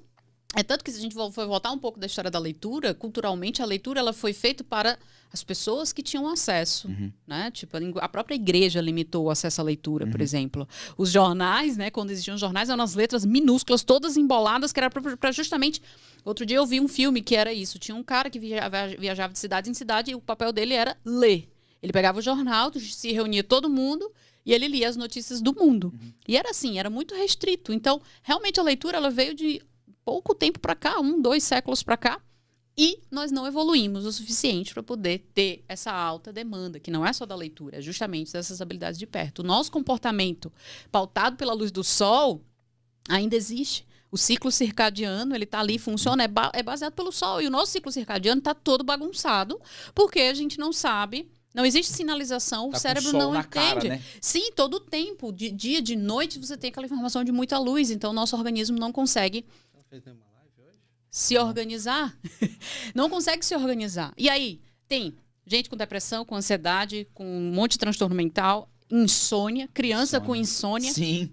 certo? Tá? E transtornos alimentares. Aí vem toda uma configuração de saúde mental, de saúde geral, de saúde específica dos olhos, causados porque a gente não está preparado minimamente para poder atender essa demanda. O mundo mudou muito rápido depois da tecnologia, da energia, né? Da luz, enfim, da luz elétrica, né? Em especial, até falei sobre isso no outro episódio. Que veio a luz elétrica, beleza, se constitui a luz elétrica, passou, mas teve o grande boom que foi depois da internet, quando as informações foram globalizadas. E que foi ontem. Que foi um dia desse. Foi Década de isso aí. 90, isso aí. quem é que tinha um celular? É isso. Entende? Então, realmente, a gente tem um mesmo comportamento visual da época das cavernas ainda. Que a gente tinha que andar, tinha que sair, como o Yuval fala no livro, né? Que a gente tinha que era nômade, porque se ficasse muito tempo num lugar, não sobrevivia. Tinha que estar sempre se movimentando por causa da questão de alimentação. Só veio começar a mudar alguma coisa quando se instaurou a agricultura. Exato. Que foi anos e anos e anos depois. Né? Então, eu não sei qual é a proporção, mas ele fala lá no livro, né, da proporção do tempo de agricultura. Não sei se foram 10 mil anos, eu não sei se tu lembra, Marcelo. Mas ele fala lá, 10 mil anos comparado a não sei quantos, sei lá, 1000 anos antes de era paleolítica, enfim. E que não existia o hábito da cultura, que é onde o Homo sapiens ele se estabelecia. Né? Então, respondendo a tua pergunta sobre o livro, o do Yuval não terminei, né, que é o do Sapiens, o Sapiens propriamente. Estou bem no finalzinho, mas não terminei. Mas aí eu voltei a estudar neurociências, então eu estou relendo um livro do Paradiso, que é o Princípios Básicos de Neurociência, das bíblias de neurociências. E estou lendo um que é a Revolta de Atlas, que na realidade é um romance. Fudido. Esse é muito bom. Fudido. É. Fudido. E que é de uma autora americana, né? É. Muito bom, muito bom. Nossa, esse livro é fudido, Marcelão. Não, por que eu perguntei isso? Porque Você olhou pra mim e falou, como esse gordo já leu essa porra, né? infelizmente foi Eu verdade. sei, eu sei. Você se Traz fudeu, animal. um contexto econômico, político Animal, ali dos animal. Estados Unidos. Então, é bem legal. É isso aí. Te odeio. Ela é sinistra, essa eu te fudi, viu? Eu também estou finalizando um outro que é o Essencialismo, inclusive indico, ele é muito bom. Essencialismo. Né? É bem legal. Eu vou fazer uma curva para fazer uma outra pergunta. Tá. Tem uma outra série na Apple TV, né, que é Si. Todo mundo é cego. Sei. Eu já vi, nunca assisti a série, mas eu já vi É o boa, trailer. tem aquele lindo Jason Momoa lá. Todo mundo é cego? Todo mundo é cego. Aí parece que um nascem umas futuro crianças que que elas tem nascem visão. enxergando. Aham. Beleza. Aí, eu fiz esse comentário, aí tem... a gente brinca assim, estavam brincando hoje, né? Na hora que Deus estava distribuindo os esféricos, cilindro, e para todo mundo, esses cilindros, quando achar que para esses colombianos, bolivianos, que, nossa, como eles têm um cilíndrico alto. Eu não sei se você também tem essa percepção.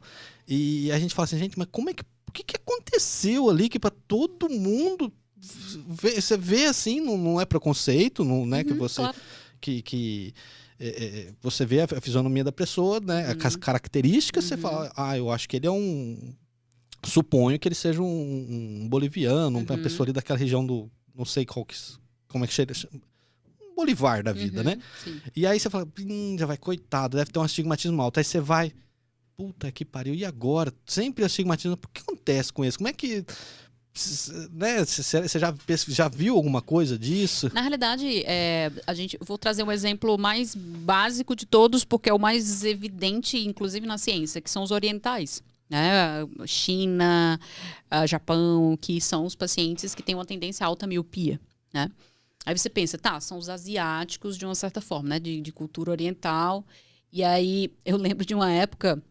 Porque aqui no Brasil a gente tem uma predominância muito grande de astigmatismos a favor da regra, né? Já nesses países mais para cima tem os contra-regra, né? E aí eu lembro que me contaram uma história, eu fiquei assim, não, é por causa da influência da gravidade nos trópicos. Aí eu... Igual a porra do horóscopo. Aí eu fiquei assim, tudo bem, assim, pode até ser, mas, tipo, onde é que tá dizendo isso? Porque é meio distante essa informação, né? Mas, na realidade, eu acredito, e o que se prova, né, especialmente em relação aos asiáticos, porque eles são bastante utilizados, as amostragens e públicos para os estudos científicos de miopia. São por questões genéticas daquele povo. né? Então, se a gente, por exemplo, se a gente for pensar, eu estava falando isso, eu estava vendo o jogo do Uruguai. Foi ontem. Foi ontem mais cedo, não. Anteontem. Tô por fora da foi anteontem. A gente tava almoçando e tal, aí tava passando lá no jogo do Uruguai. Aí tava falando, porque o Uruguai já foi território brasileiro, né? E o Uruguai teve a sua independência, não sei o que. Aí eu pensei, nossa, o Brasil realmente é o único país que fala português aqui na América Latina, né? Na América do Sul. Todos os outros falam as línguas espanholas, né? Descendentes ali. Aí eu fiquei pensando, então isso é porque aí a gente vai puxar as questões culturais, quais foram os povos que vieram para o Brasil, aí tem os portugueses, mas o Brasil tem de tudo um pouco, né? Mas a maior parte foram de portugueses e espanhóis, em especial os portugueses. Já nesses outros países, não. Então a gente vê que a origem das pessoas que vieram, geneticamente falando, eram lá diferentes. Nos maias. Sim, vem lá são informações genéticas que vão sendo passadas por povos. Então, por que quando você vê uma pessoa da Bolívia, você sabe que ela tem características? Como você olha para um oriental e diz, bom, estamos vendo que é um oriental, né? Não sabemos exatamente se é da Coreia do Sul, se é do Japão, se é da China, não dá muito para identificar a diferença, porque a gente não tem esse olho clínico. Eles têm, mas a gente não. Mas são pessoas que têm mais ou menos as mesmas características de forma geral, né? Então, essas informações elas são carregadas também, de DNA para DNA da dioptria. Então, a resposta está aí, entende? Então, pelos povos que formam ali. Por que no Brasil é tão misturado? Acho que eles são andinos, misturado. Né? Andinos. Região dos Andes. Dos Andes, né? Que é da Colômbia para cima ali, né? Enfim, então é isso. É genética, são os povos mesmo. Aqui no Brasil a gente tem de tudo um pouco. Talvez se a gente for ali para o norte ali pegando o Amazonas, Acre, a gente vai ver que tem características mais parecidas com eles, porque estão mais na ponta, do que o que está no meio, né? Que já tem características diferentes do que está no sul. E quem está lá no sul... Exato, porque, querendo ou não, a gente vê que tem diferenças. O Brasil é enorme, né? Então é bem misturado, mas vai ter aí umas tendências em algumas regiões. Regiões que têm mais míopes, regiões que têm mais hipermétropes, regiões que têm mais astigmatismos contra a regra, regiões que têm mais glaucoma, por exemplo, que tem... Tem cidades aí que eu já atendi que, meu Deus do céu, cada 10 pacientes que eu atendia, 5 tinha que encaminhar. Interessante. Interessante. E aí você onde é que eu tô? Tô na cidade tal. Qual será a história dessa cidade? Aí quando você vai ver, por exemplo, eu lembro de uma cidade que foi formada por uma tribo específica de índios. E aí quando você vai ver, foram pessoas, a gente vê muito isso em cidade pequena, primo que casa com primo, e aí a informação fica girando ali dentro daquela cidade. Então é genética, entende? Uma genética influenciando a outra, né? Darwin já dizia. E tem alguma relação disso aí, de primo com primo da glaucoma, primo com primo... Olha, é porque fala da questão de... Se os dois tivessem proteção, né? Pretensão. Não, mas ele fala porque tem essa história de ser parente. Isso. Né? Aí é muita... se eu não estiver enganada, tomara que eu não fale uma besteira aqui, o pessoal da ciência aí que está mais ligado nisso do que eu. É a questão de fator RH, é sanguíneo, né? O RH sanguíneo que pode dar algum nível de incompatibilidade e trazer alguma questão genética, alguma doença e etc. Mas eu não conheço, assim. Tem nenhum, eu não conheço. Se existe estudo, eu realmente não saberia te dizer se existe alguma influência para questões oculares, tá? Eu queria trazer também aqui com você, eu tive aqui com o professor Alex Dias. E eu sou de ótica, então eu vou trazer sempre coisas mais relacionadas a ótica, ali é o meu dia a dia. E ele me trouxe uma informação de que óculos utilizado por muito tempo com a DNP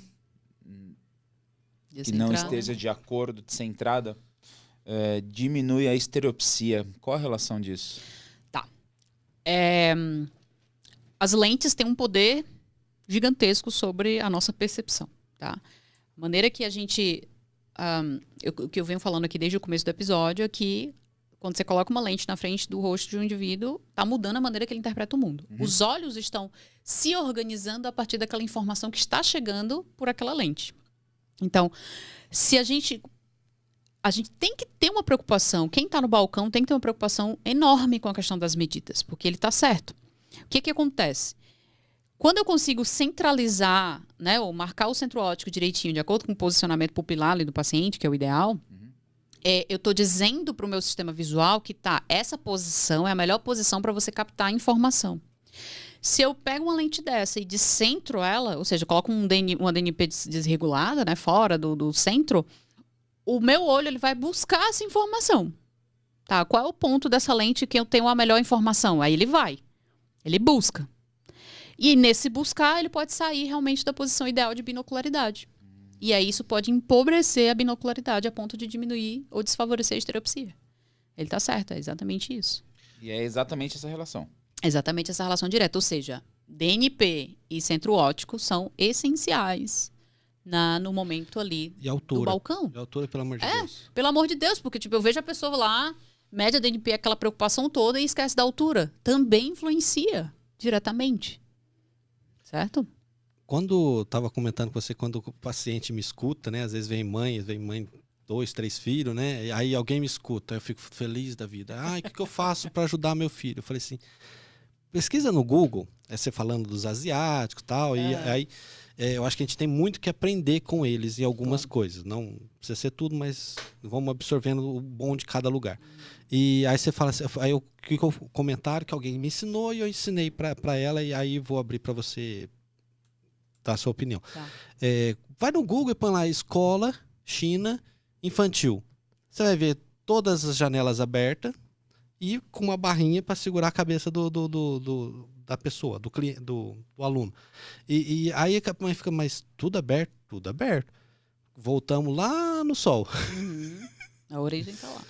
E aí aqui no brasileiro tem que, né, igual você estava comentando, a gente cuida da criança, e esquecemos de cuidar do professor e orientar muitas vezes esse professor também, né?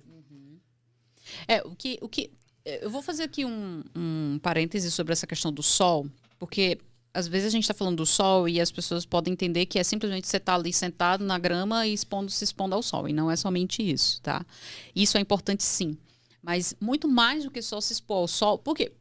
Porque existem linhas de estudo que falam que é o sol com a vitamina D que faz com que, por exemplo, a miopia não aumente.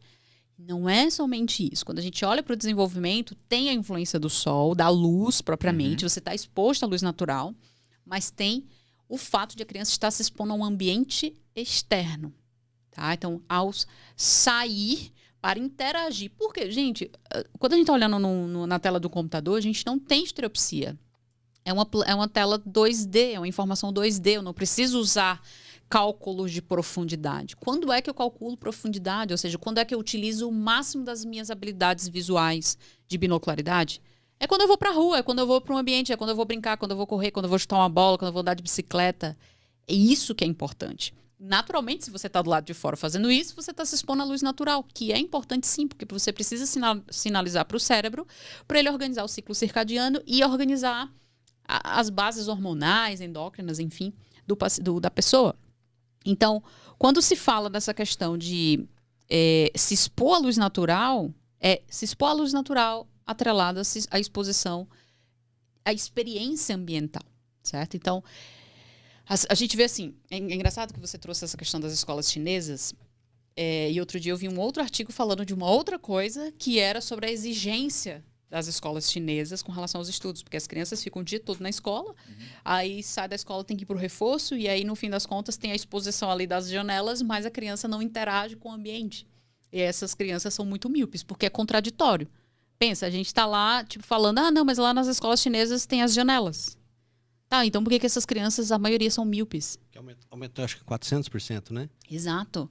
Por quê? Porque elas estão cada vez mais sendo exigidas, porque a gente sabe, né, culturalmente, né, a China tem muito essa questão de poder de produção, mão de obra barata, aquela coisa toda.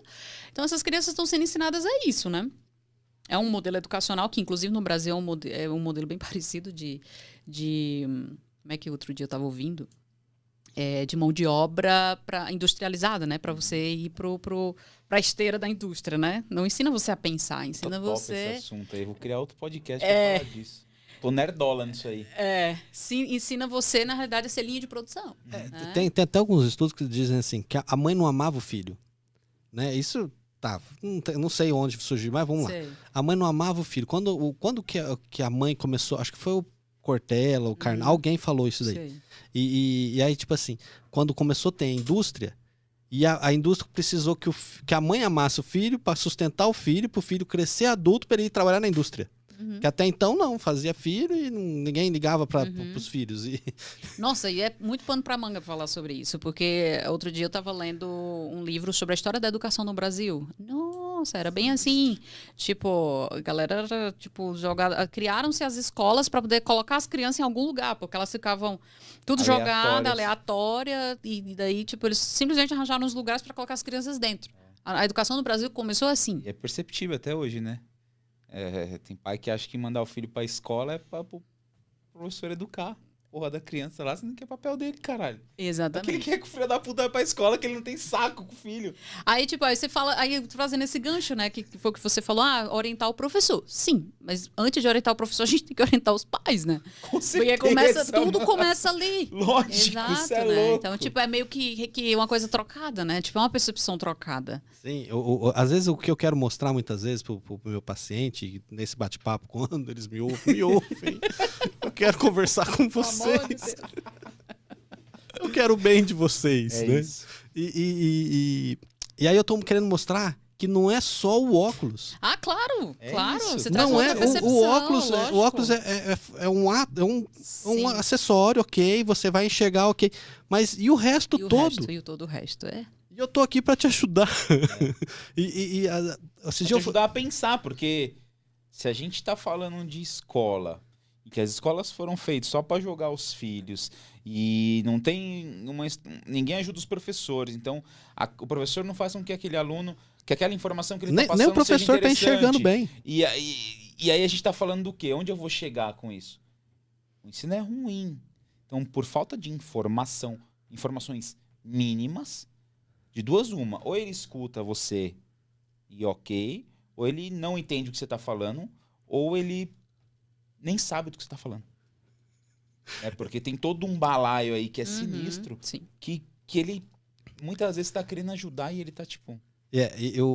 Rebeca, antes de você já terminar o de pediatria, eu já vou pedir o outro. Faz o senil. Outra coisa que às vezes eu fico... Senil? É para o público da melhor idade. Senil. Dos idosos. Avaliação para idosos. Isso. E o que eu quero dizer com isso? Outro momento que você vai ver assim, o feliz. Fala assim, acabei de atender uma pessoa e salvei algumas vidas. Sim. Aí o colega fala assim, salvou algumas vidas? Sim, salvei algumas vidas. Aí ele, mas como assim? Essa pessoa já tem 50, quase 60 anos, ela já não enxerga mais 100%, e ela já falou para mim que tá com dificuldade para dirigir à noite. Eu atualizei o óculos dela, mas eu sentei para ela e passei mais tempo explicando, olha, o seu corpo está mudando. O seu corpo fez 40 anos, ficou um pouquinho mais fraco, 50 um pouquinho mais fraco, 60 um pouquinho mais fraco. Então agora, já que você me disse isso e quero que você observe mais você mesmo, se realmente não posso mais dirigir à noite. Não pode. Não perdeu aquela capacidade de dirigir, você não vai poder, porque você está pondo a sua vida em risco e a vida de outras pessoas em risco. Uhum. Então é isso que eu estou dizendo, que eu salvei algumas vidas, que eu ajudei uma pessoa a entender que ele chegou no limite dele, que ele não pode mais dirigir à noite. E às vezes as pessoas ficam tristes também, que às vezes vem o senil de novo, muitas vezes a senhorinha, mas eu quero continuar costurando, pondo a linha na agulha. Minha senhora, desculpa, a senhora não vai conseguir mais. A senhora precisa começar a entender que a senhora vai precisar de auxílios ópticos. Às vezes uma lupa, alguma outra coisa, um auxílio óptico, para poder continuar fazendo esse labor, essa atividade sua, e não dá mais. É verdade. Tem um tiozinho que eu pego o trem, às vezes eu trombo ele ali, pelo menos uma vez por semana, ele tá com um óculos de perto e uma lupa lendo jornal. De pé, sinistro, né? Eu vou fazer um comentário sobre isso que você está trazendo, Marcelo, porque só deixando bem claro, né, que estamos falando de condições de pacientes idosos que, por algum motivo, que não seja necessariamente a idade, a visão está limitada, né? Então, tipo, você testa ali a melhor prescrição possível, mas mesmo assim existe uma restrição visual, né? Isso aí realmente acontece. Tem que, sim, preparar o paciente, orientar ele, né? Às vezes até questões psicológicas também, né, que acabam influenciando. E isso Não, e às vezes a gente parece assim, às vezes eu falo assim, não fica bravo comigo, eu não tô sendo duro ou ruim. E a pessoa às vezes tá chorando. Sim, sim. E eu tô firme, eu falo assim, desculpa, eu não posso falar isso sorrindo. E eu tenho que mostrar que realmente tá acontecendo isso. E muitas vezes, igual eu brinquei da diabetes, e realmente acontece. Não, eu parei de medir, tava sempre alto. Aí eu paro e converso. você sabia que você pode ficar cego, você tá ficando cego, e isso tá acontecendo isso. Aí eu falo assim, mas olha, eu só tô falando do olho. E o resto do corpo todo, do sistema inteiro. O olho não tá fora do corpo. Sim. Né? Desculpa. Não. Aí, isso é uma questão, né? A gente está falando de pacientes idosos que apresentam algum tipo de restrição visual por questões patológicas, diabetes e outras condições. Sim, devem ser dadas as devidas orientações. Uma no sentido de esclarecer os fatos, né? Que é o que você trouxe. Outra no sentido de trazer informação, porque tem gente que nem sabe, como no caso da pessoa que tem diabetes e fica, não, nem meço mais, porque isso e aquilo e tal. E a gente tem que falar quais são as consequências, né? Mas tem uma outra linha aí com os pacientes idosos que eu acho muito importante.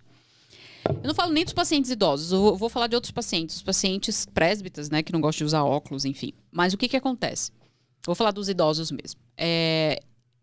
Eu já vi casos, e eu acho interessante trazer essa questão. A informação visual é tão importante para o nosso desenvolvimento, para a manutenção da vida, vamos dizer assim, que eu já vi pacientes idosos que apresentam determinadas condições de saúde, que quando começaram a perder a visão por algum motivo, eles adoeceram mais rápido, eles ficaram doentes mais rápido. E às vezes doentes emocionalmente, né? E isso é uma questão importante porque realmente não se fala muito de geriatria no Brasil, em termos de saúde visual. Né? A oftalmologia traz um pouco mais isso é importante. Em termos de optometria, a gente não trabalha muito, né? Essas questões de geriatria, ou seja, dos pacientes mais idosos, né? Só que, infelizmente, se fala muito das questões só de doença ocular, né? Mas as questões de funcionalidade, não. E, na realidade, as questões de funcionalidade vão impactar diretamente na vida e na saúde daquele paciente. Eu vejo que é muito comum, eu que estou em ótica, encaminhar, né? Sim. Parece que, assim, não é nem porque nem chegou ao ponto de atender. É muito comum geriatria, né? Oftalmologia, não. Seu caso é só oftalmologia. Isso é real? Ô Fernando, e quando eu falo pro cara assim que ele tem que ir no... Cara dos ossos, meu Deus do céu. Osteopata? No Osteopata. O que tem a ver? O que tem a ver um câncer, um lúpus no teu sistema todo, no teu sistema visual? Aí o cara fala assim, não, mas como assim eu tenho que ir no... Eu não lembro o nome. Não é osteopata, então. Então, não é osteopata, é um outro. Outra especialidade. Aí o cara fala, mas como assim? Você tem que ir. O que tem a ver a sua esclerose múltipla com o seu corpo?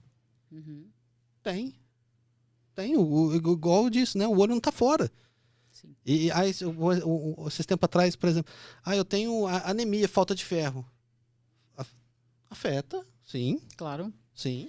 A gente está falando das questões sistêmicas que afetam a visão em algum nível. Claro, a gente tem que entender que a retina ela é um tecido pequeno e muito vascularizado. Quer dizer, não muito vascularizado, na realidade a retina é vascular, mas ela tem uma relação com uma estrutura que é muito vascularizada. A retina tem uma relação direta com a coroide, que é muito vascularizada. Então, tudo que está na corrente sanguínea chega na coroide, a retina ela tem que regular o que passa, o que não passa. Só que, às vezes, por questões mesmo metabólicas, a barreira de proteção entre a retina e a coroide já não está muito legal. Então, começa a passar coisas para a retina que não deveriam passar. E aí é que vem as questões das drusas, as doenças de retina que vão surgindo com a idade, né? Mas tudo isso começa em algum lugar. Às vezes é o próprio envelhecimento, mas tem as coisas que aceleram, né? Estilo de vida do paciente, alimentação, o que ele faz. Dos presbíteros que não querem usar óculos, por favor. Os abençoados. É. Gente, vamos lá. Esse é um ponto muito importante. A gente precisa entender que visão é o que permite a gente pensar com clareza. Por exemplo, eu sou muito, muito, muito fã do Clóvis de Barros. Muito. Tá ficando cego, né? E ele tá ficando cego, né? De fato, ele é uma pessoa que exercitou muito o cognitivo dele, né? É um pensador. É um pensador nato e um explicador nato, como ele gosta de dizer. Mas me preocupa, assim, porque a visão é a nossa porta de relação com o mundo, né? Então, ele está perdendo pontos ali. Então, o bom é que ele não se deixou abater e ele continua se instigando, fazendo muitos projetos, né, muitas aulas e tudo. Então, ele está constantemente exercitando aquilo de pensar e explicar o que ele pensa. Né? Então, isso é um ponto positivo para ele. Mas ele já perdeu um ponto na vida porque ele está perdendo a visão. Né? Por que eu tô fazendo esse gancho? Porque quando um presbítero se recusa a utilizar um óculos, porque, sei lá, eles dão 1000 motivos, mas quando ele se recusa a ler algo porque ele não quer usar o óculos, ele está perdendo pontos em níveis cognitivos. A nossa maior habilidade como ser humano é pensar, né? É pensar, interpretar. Mas se eu não quero ler, porque eu não... Quer dizer, eu opto por não ler porque eu não quero usar um óculos, eu estou diminuindo a minha capacidade de pensar. Eu estou deixando de exercitar o cérebro. E a pessoa vai envelhecer mais rápido. E as pessoas não entendem isso. Tipo, acham, não, se eu usar o óculos, eu vou ficar, vamos dizer, eu vou ficar com a visão mais ruim. Porque alguns pensam assim, eu vou ficar viciado no óculos e eu vou ficar com a visão mais ruim. Não. Você vai ficar com a visão mais ruim independente dos óculos. Porque é normal ter presbiopia. Às vezes eu falo pra pessoa assim, imagina o seguinte, você tá lá no Himalaia, lá no Tibete, meditando, maravilhoso. Não se preocupe. Vai piorar. Você vai precisar de um óculos. Você vai ficar velho do mesmo jeito. Tua pele vai envelhecer. Você tá meditando fervorosamente, tá quase levitando lá. Tá acontecendo do mesmo jeito. Não tem jeito. E é interessante que isso tudo que você falou, às vezes chega lá a pessoa com a miopia alta, né? -6, que seja -3, vai. Aí eu falo assim, tá perdendo um monte de placa de promoção na rua aí, né? Né? Foi uma brincadeira, né? Aí, agora você vai conseguir ver. E eu não tinha parado para pensar que você tá perdendo um monte de informação aqui.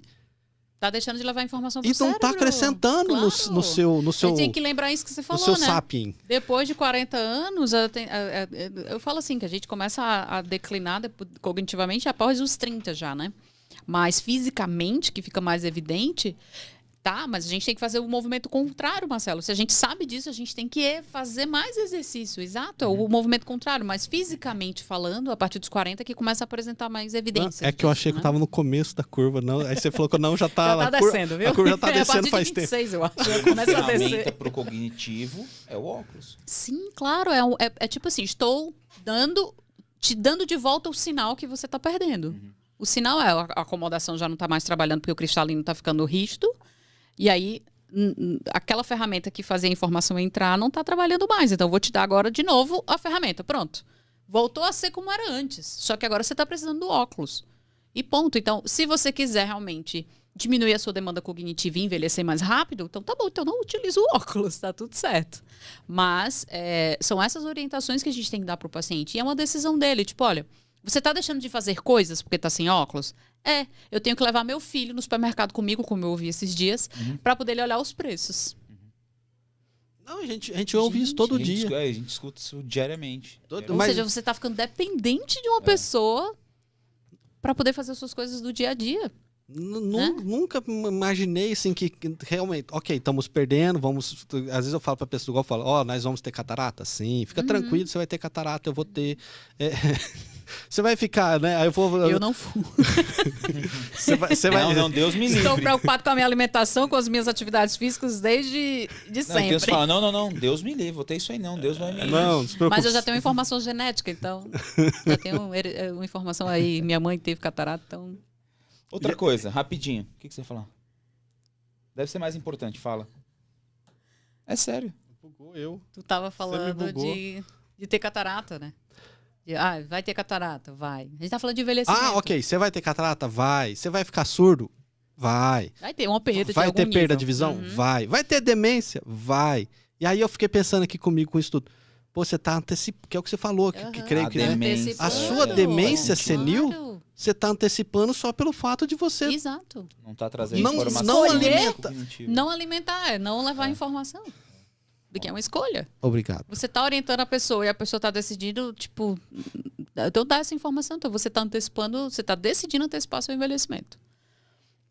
Outra coisa, eu até mandei esse print pra você. Dá só uma breve pincelada. Vocês estão íntimos? Não, que eu falei, quer responder? Lembra? Eu falei, quer responder? Sim, das lentes. Qual que é a diferença? Eu acho que eu entendi, mas eu queria que você esclarecesse um pouco melhor, por gentileza. Você lembra da questão? Sim. O que ele quis dizer com aquilo? E o que você quis dizer também? Não, mas eu não tô entendendo. A professora Rebeca, no episódio anterior, ela disse que 0,25 dá uma diferença de 6 metros. não sei o que lá. Isso. E teve um senhor que respondeu no vídeo que o nosso podcast, ele é um Uma desfavor, porque a gente está trazendo desinformação e que essa juventude não sabe de nada. Aí eu falei pra Rebeca, você quer responder? Não, deixa quieto. Não, aí ele foi. Ele é de Áries, ele é de Áries. Aí ele foi aí ele mesmo justificou. Então. Aí quando ele justificou, aí depois até ele apagou, né? Ele apagou. Porque ele confirmou exatamente o que eu tava dizendo na justificativa técnica dele. E tava tudo certo. Escuta essa que eu aprendi ontem. 1 milímetro do tamanho axial que aumenta do teu olho gera 6 dioptria. Isso mesmo. 1 milímetro. 1 milímetro. Sim. E onde que você tá o dia inteiro aumentando o tamanho axial do seu olho? Celular aqui, ó. Uhum. Gritando. Então, o que você quis dizer melhor, assim? Só pra... É porque assim, existem 2 aspectos quando a gente fala de lente. Existe o aspecto óptico, realmente, de como a luz entra, o que acontece quando a luz entra? Ela sofre convergência, sofre divergência.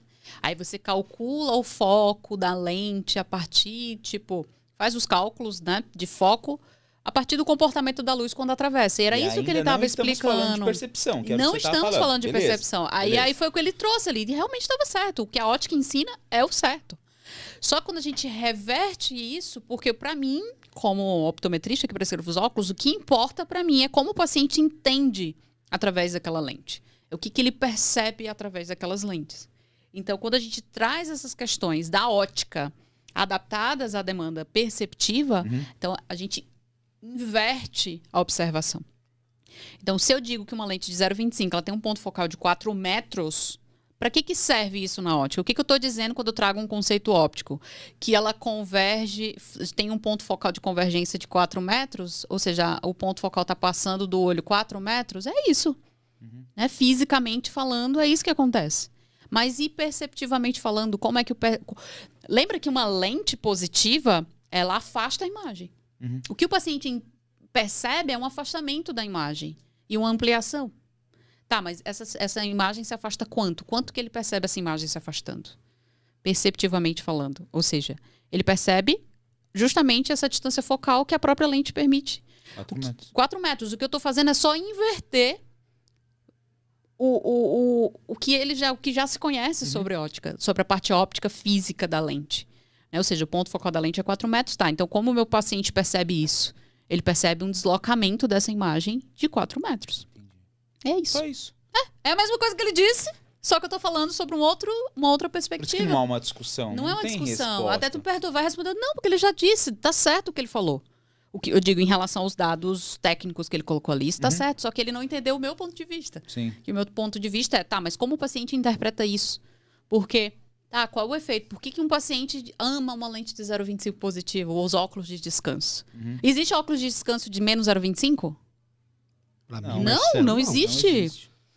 O paciente usa menos 0,25 porque ele está tendo 20 e 25 de acuidade visual, ou seja, está ruim.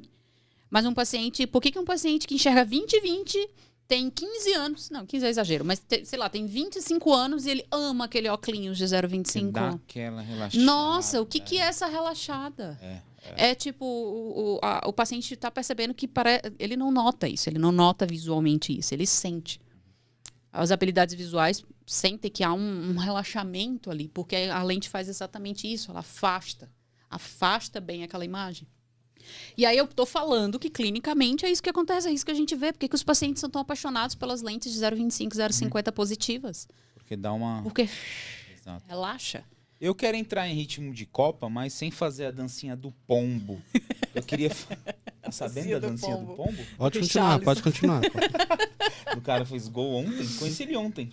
Pode continuar, Mas pode continuar. enfim, eu quero... Conheci ele ontem também. Mas que golaço, diga-se de passagem. Eu Aquele quero voleio entrar nesse ali, ó. ritmo de Copa aí, mas sem fazer a dancinha do pombo. O Romário ainda joga? Não, Romário. Não. Eu parei de acompanhar em 2006 também. Eu vi Esquece. o Roberto Carlos lá na arquibancada, o Cafu. Puto, tava com a cara puto, Tava. né? Possuído, tava brabo ontem. Mas enfim, óculos Estroboscópico. estroboscópicos. Não é só na balada que usa. Não é só na balada, né? Na rave. Como que é aquilo ali? Qual que é a relação? O que que interfere? Eu coloquei lá, eu chutei, porque a pergunta partindo de você, eu coloquei que era pra melhorar a performance. Óbvio. Sim, claro. A resposta tava óbvia. Tava óbvia, mas eu não sabia. Qual que é a relação disso? Eu tenho que abrir o livrinho e estudar, que eu não sei, não. É isso, ela vai falar agora. Eu vou até contextualizar, né? Porque os meninos estão trazendo. Isso foi um seguidor meu, que é optometrista. Aí ele mandou pra mim uma matéria aí a matéria dizia era um goleiro suíço, né? Que tava treinando. E ele tava com os óculos. Aí a matéria pergunta, saiba aqui por que ele está usando os óculos. Aí ele mandou pra mim, olha que interessante, tá? Eu já fui falando, né? São óculos estroboscópicos e tudo. Enfim, o que é isso, né? Existe uma área que... Essa área ela é optométrica, só que alguns profissionais de outras áreas, os treinadores acabam implementando isso dentro dos treinamentos. E não é só no futebol, tá? Isso vem bastante pro tênis, o tênis, o vôlei, porque é bem europeu, né? Esse tipo de treinamento ele é bem europeu. Então, o tênis é muito forte. Existe o que a gente chama de treinamento visual desportivo. Tem uma área na optometria que se chama optometria desportiva, que é voltado tudo para isso. O que é o treinamento visual? Porque existe a terapia visual e existe o treinamento visual. Terapia visual é quando a gente vai ensinar o paciente a utilizar as habilidades que ele não desenvolveu. E o treinamento visual é quando eu vou amplificar as habilidades que o paciente já tem. Ou seja, um jogador de futebol de alto rendimento, por exemplo, ele não tem estrabismo, ele não tem ambliopia, ele não tem disfunções da binocularidade. Ele tem visão binocular, tá tudo lá, tá tudo bonito. Não seria também, né? Claro, claro. Mas ele alguns desportistas podem ter essas habilidades um pouco mais... podem ser melhores. E o que acontece? Por que a gente... As habilidades mais aguçadas. Exato. É como se a gente fosse realmente amplificar essas habilidades. Para quê? Para que o rendimento dele no esporte seja muito melhor. Ele é um ninja. Virar um ninja, boa.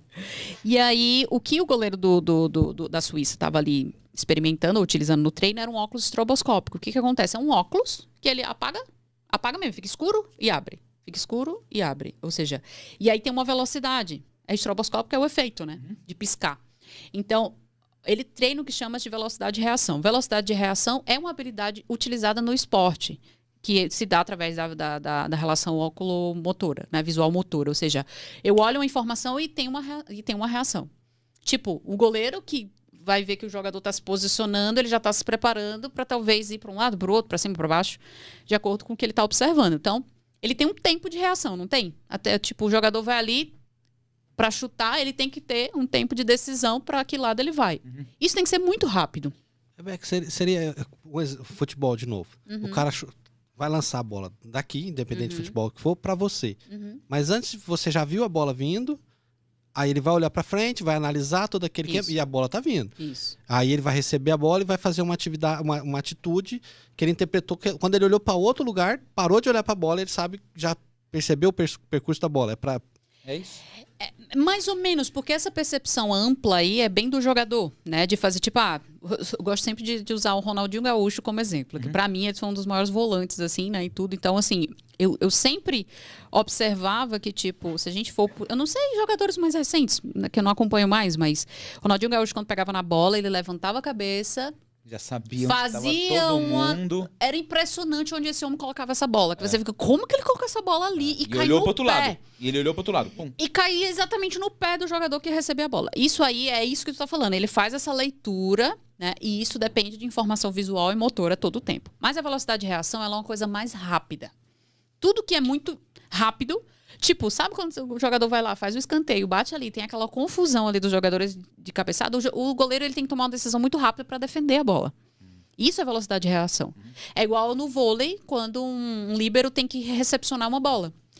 É tudo muito rápido e ele tem que tomar essas decisões muito rápido. A gente chama isso de velocidade de reação. Um jogador amador tem essa velocidade mais lenta, um jogador profissional tem essa velocidade mais rápida. Acho que a última vez que eu tive uma reação rápida dessa, o carro entrou na minha frente e eu falei assim, fudeu, e puf, já sabia que ia bater. Exato, você não teve velocidade de reação suficiente para desviar. Ponto, é isso. Certo? Então, adaptado isso ao esporte. Então, quando você coloca um óculos que às vezes tapa a sua visão, depois abre, tapa a sua visão, depois abre, a gente está dificultando a velocidade de reação. Então imagina que eu, como goleiro, por exemplo, treinando, tô lá fazendo esse treinamento de goleiro normal, só que com esse óculos piscando, se eu consigo melhorar as minhas habilidades com o óculos, imagina quando ele for para campo sem o óculos. Ele vai estar um ninja. Ah, o Fernando Nassif postou um vídeo dele. É isso que eu ia falar agora. Depois que eu tem, vi isso sim. aí, eu Aí vi lembrou, ele, né? eu falei, Nós estamos namorando ele, mas ele não quer vir. na verdade, não é nem, acho que não é nem que ele não queira Tem vir. agenda, né? Não tem agenda. Não, ele acho que deve chegar várias mensagens pra ele e aí ele nem viu minha mensagem. Cagou. Ai, que Alguém tem, horror. você que falou que tinha um contato Não, dele, eu né? conversei com ele, mas ele falou não tem agenda. Aham. Mas eu acho que eu não tô conseguindo apertar o coraçãozinho dele. É, e aí eu mandei, acho que não chegou, ficou lá, descantei minha mensagem. e Sim, aí porque, não viu, porque a mas- ferramenta, essa ferramenta ela é uma ferramenta que pode ser também utilizada na terapia visual, mas ela é mais utilizada no treinamento visual, né? Que é diferente. Em especial, aqui no Brasil a gente não tem nenhum especialista. Eu tenho formação em optometria desportiva, mas não atuo. Tenho alguns colegas que têm a mesma formação também em optometria desportiva, mas na América do Sul tem bons centros assim optométricos que são voltados para esse tipo de treinamento. É bem interessante. E toda vez que eu escuto isso, eu fico puto, porque é tão ampla a optometria e o pessoal tá trancado dentro de uma ótica, né? Mas é uma questão, eu Caralho. acho, é como eu falei, né? Essas vertentes da optometria elas coexistem, vão coexistir sempre. As pessoas que gostam de estar na ótica, as pessoas que vão se especializando na optometria mais de alto nível, e vai existir sempre. Eu acho que tem que existir. Tem que existir aquele optometrista que está na linha de frente, que está recebendo os pacientes ali. O que eu não apoio é o optometrista na linha de frente e simplesmente se recusa a encaminhar por Não, mas por eu N não sei- eu fatores não sei, para mas outros profissionais da área. A entende? percepção que eu tenho é essa. Já falei isso uma vez e o cara, a gente até brigou na internet lá, o cara fez um puta comentário, um puta texto lá que, por uma questão de falta de interpretação, normal, mas depois ele entendeu que eu disse que assim, a optometria, eu sinto que ela não tem ligação nenhuma com uma aptidão, com querer cuidar, com querer... Nem sabe que existem as outras vertentes, nem sabe. Ela só sabe que é o maior salário que ela vai receber dentro daquele ambiente de trabalho. Mas, Fernanda, aí eu volto lá no podcast do Alex. O cara sempre vai dar um jeito de falar mal do outro que tá indo pra frente. E eu vou dar uma dica, uma opinião minha, do cara que tá estudando, tá fazendo o curso da Rebeca, vai fazer o curso do Henrique, e seja lá qual outro curso que ele quiser fazer.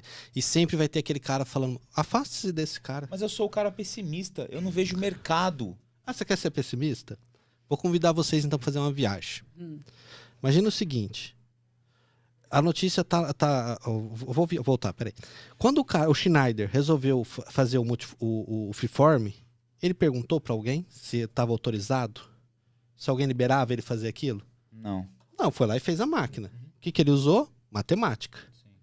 Ele pegou um torno, conseguiu, através da matemática, falou, não, eu consigo fazer isso daqui melhor que esses negócios que ficar moldando aí, não sei o quê. Ele foi lá e fez um Freeform. Aí as empresas conseguiu alguma forma entrar em contato com ele. Não, peraí, vamos... Ele fazia peças para geladeiras, né? Eletrodoméstico. Acho que ele fazia o próprio CNC, vamos dizer assim, né? O próprio Mas torno. o Freeform, o Honda que falou, você foi lá na Office também. Não, Ele não falou foi, que o Freeform não foi inventado para lente. Na junção das ais, ok. era feito para eletrodomésticos. Aham.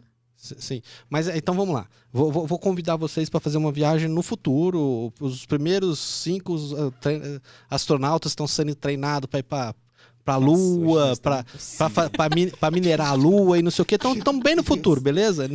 Então o Itaú resolveu ter ótica agora. O Itaú. Fudeu, não fala isso Itaú. não, Não, vai a ter Amazon. não. A Amazon resolveu ter ótica. A Amazon não pediu autorização nenhuma para criar a Alexa. Meu Deus. Então, beleza. A Amazon agora tem ótica. Só que ela tem a ótica dela diferente. Você tem um gabinete em que você entra, encosta o queixinho, você é interativo com aquilo, ele já fez a sua refração. De alguma forma, ele já tem um foro óptico ali eletrônico que já ajustou para você, você só deu um confirma, que ficou legal. Não precisou mais de optometrista. Aí, nessa daqui, na hora que ele tá ali, ele já selecionou qual armação que ele quer. Ele fez uma armação 3D, da cor que ele quis. Já não preciso mais de um Ray-Ban, não preciso mais de marca nenhuma. Aí ele fez o desenho, imputou, colocou todos os detalhes que ele quis, deu um confirma, aceitou. A lente foi injetada direto na própria armação 3D, já sai no grau certo, o cara passou o cartão de crédito, 5 minutos já sai a armação do cara. Acabou o optometrista. Não existe mais optometrista. Não existe mais vendedor de ótica. Não precisa, você tem uma máquina que faz tudo. E aí eu te pergunto, cadê os optometristas? Cadê os vendedores de ótica? E eu mesmo vou responder. Os caras, só vai estar os optometristas bons, que sabem fazer o diferencial de outras especialidades para resolver o problema desse cara. Porque vai ter problema, né? Cadê Claro. Cadê? Eu consigo ver isso com bons olhos. Eu consigo ver que esses Faria Limers aí, que gostam de tecnologia, eles vão amar isso aí, mas Sim. terão consequências ali, Claro. bem breves. Isso, ali. mas você entendeu que, tipo, de 100, 70% já resolveu ali?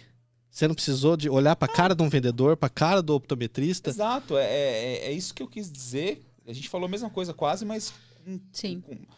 Cara, tipo... Ilustrando de forma diferente. Para com isso, cara. Tipo, é tão grande a optometria. Daqui a pouco você vai ser descartado mesmo. Vai ser descartado. Eu falo isso, né? Que o mercado mesmo vai engolir, né? Esses profissionais que não se diferenciam, né? Não trazem o algo a mais ali. Porque, tipo, já é muito banalizado. Já a pessoa diz assim, não, se for para fazer com o optometrista, eu prefiro fazer com o oftalmologista. Pelo menos ele vai analisar as doenças do meu olho. Exato. Né? O pelo menos, né? Então, assim, isso é para todos, na realidade. Até para os próprios oftalmos também. Se eles não se diferenciam, olha o tanto de médico que tem aí, né? Ninguém nunca foi lá no oftalmo e falou assim, agora você vai fazer cirurgia de catarata a faco.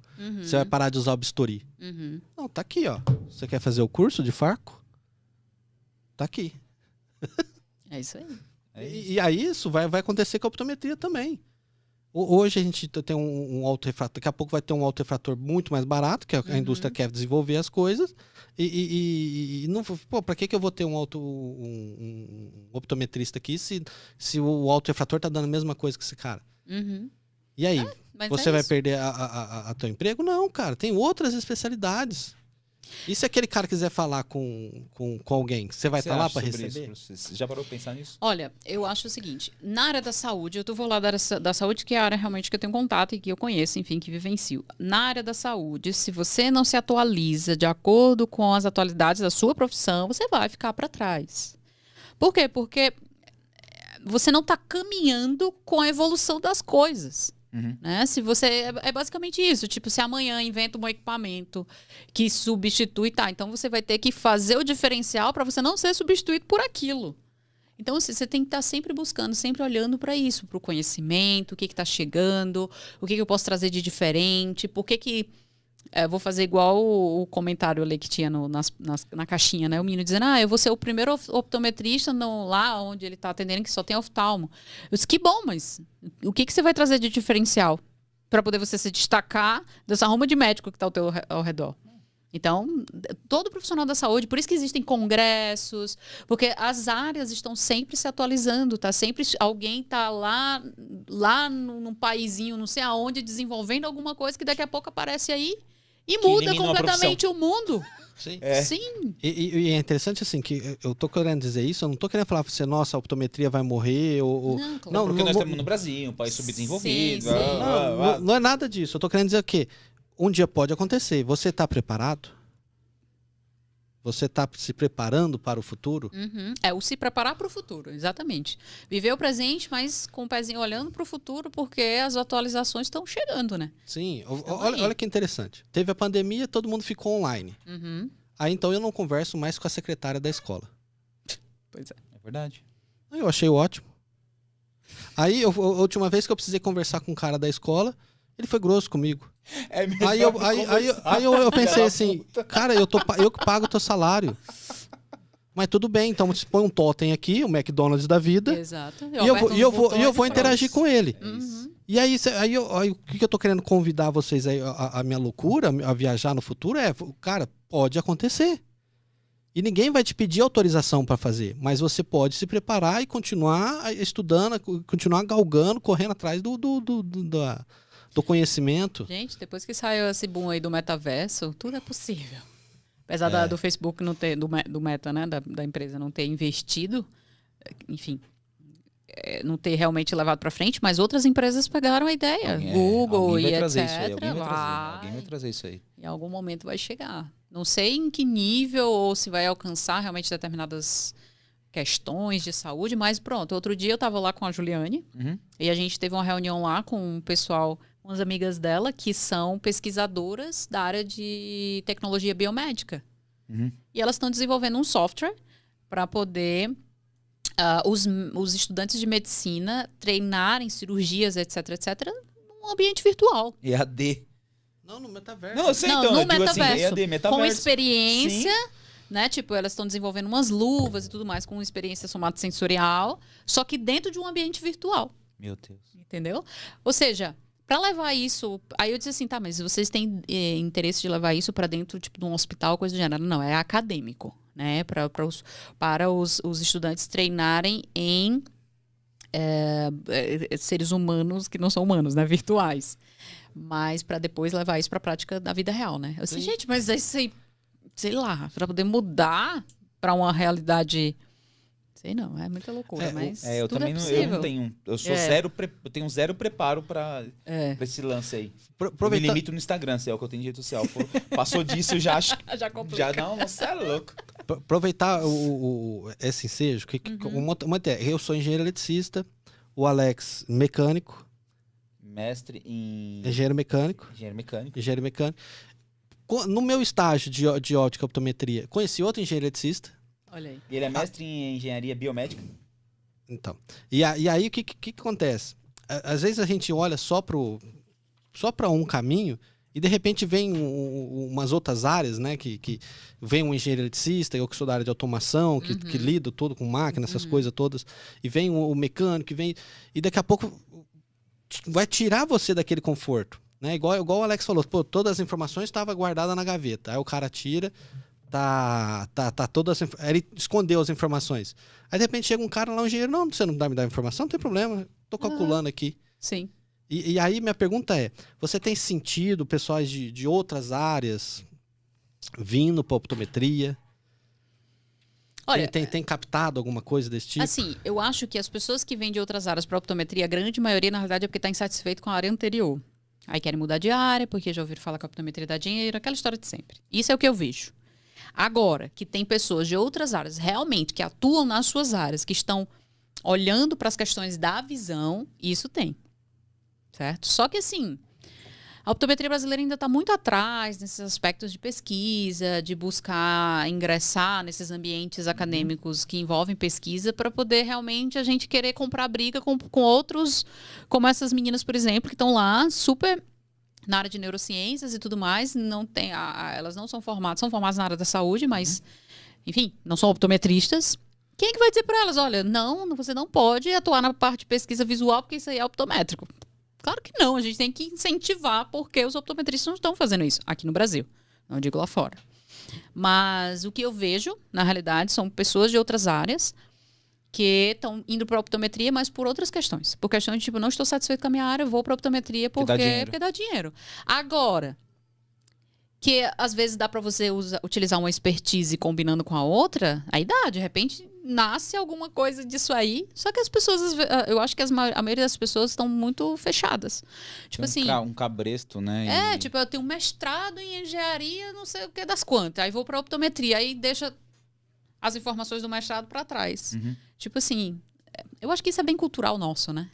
Se bloqueia, tipo, eu tenho todo esse conhecimento aqui, mas eu vou agora para outra área. Aí se abre para outra área, podendo combinar informações, né? De repente, se nasce alguma coisa ali dessa união de engenharia com optometria, né? Sim, eu falo isso porque eu vejo eu tô vendo uma luz assim no fundo e para mim tá brilhante, que no que sentido?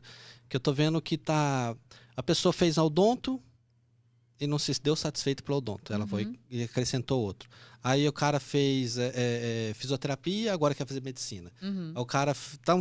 Tá todo mundo... Nunca parou, não tá parando mais em uma faculdade. Que nem eu nem terminei a graduação de de optometria, tenho um técnico, mas não terminei a graduação de optometria. E já sei qual que é a próxima e a outra próxima. Então, a pergunta que eu quis dizer era isso, que tipo, você tá sentindo que também a galera tá sentindo, tem bastante gente vindo de outras áreas? Ah, sempre teve. Não sempre. Né? A maioria sempre foi ótica. O pessoal da ótica que vai para optometria, né? Eu acho que, enquanto eu dava aula na faculdade, eu comecei a perceber, né, uma migração maior de pessoas de outras áreas, mas o predomínio ainda é do pessoal da ótica. Né? Mas isso está mudando. Né? Isso está mudando. De fato, realmente as pessoas estão se interessando pela optometria por questões financeiras, por outras questões também, por ser uma área nova, né? E toda área nova ela é promissora, né?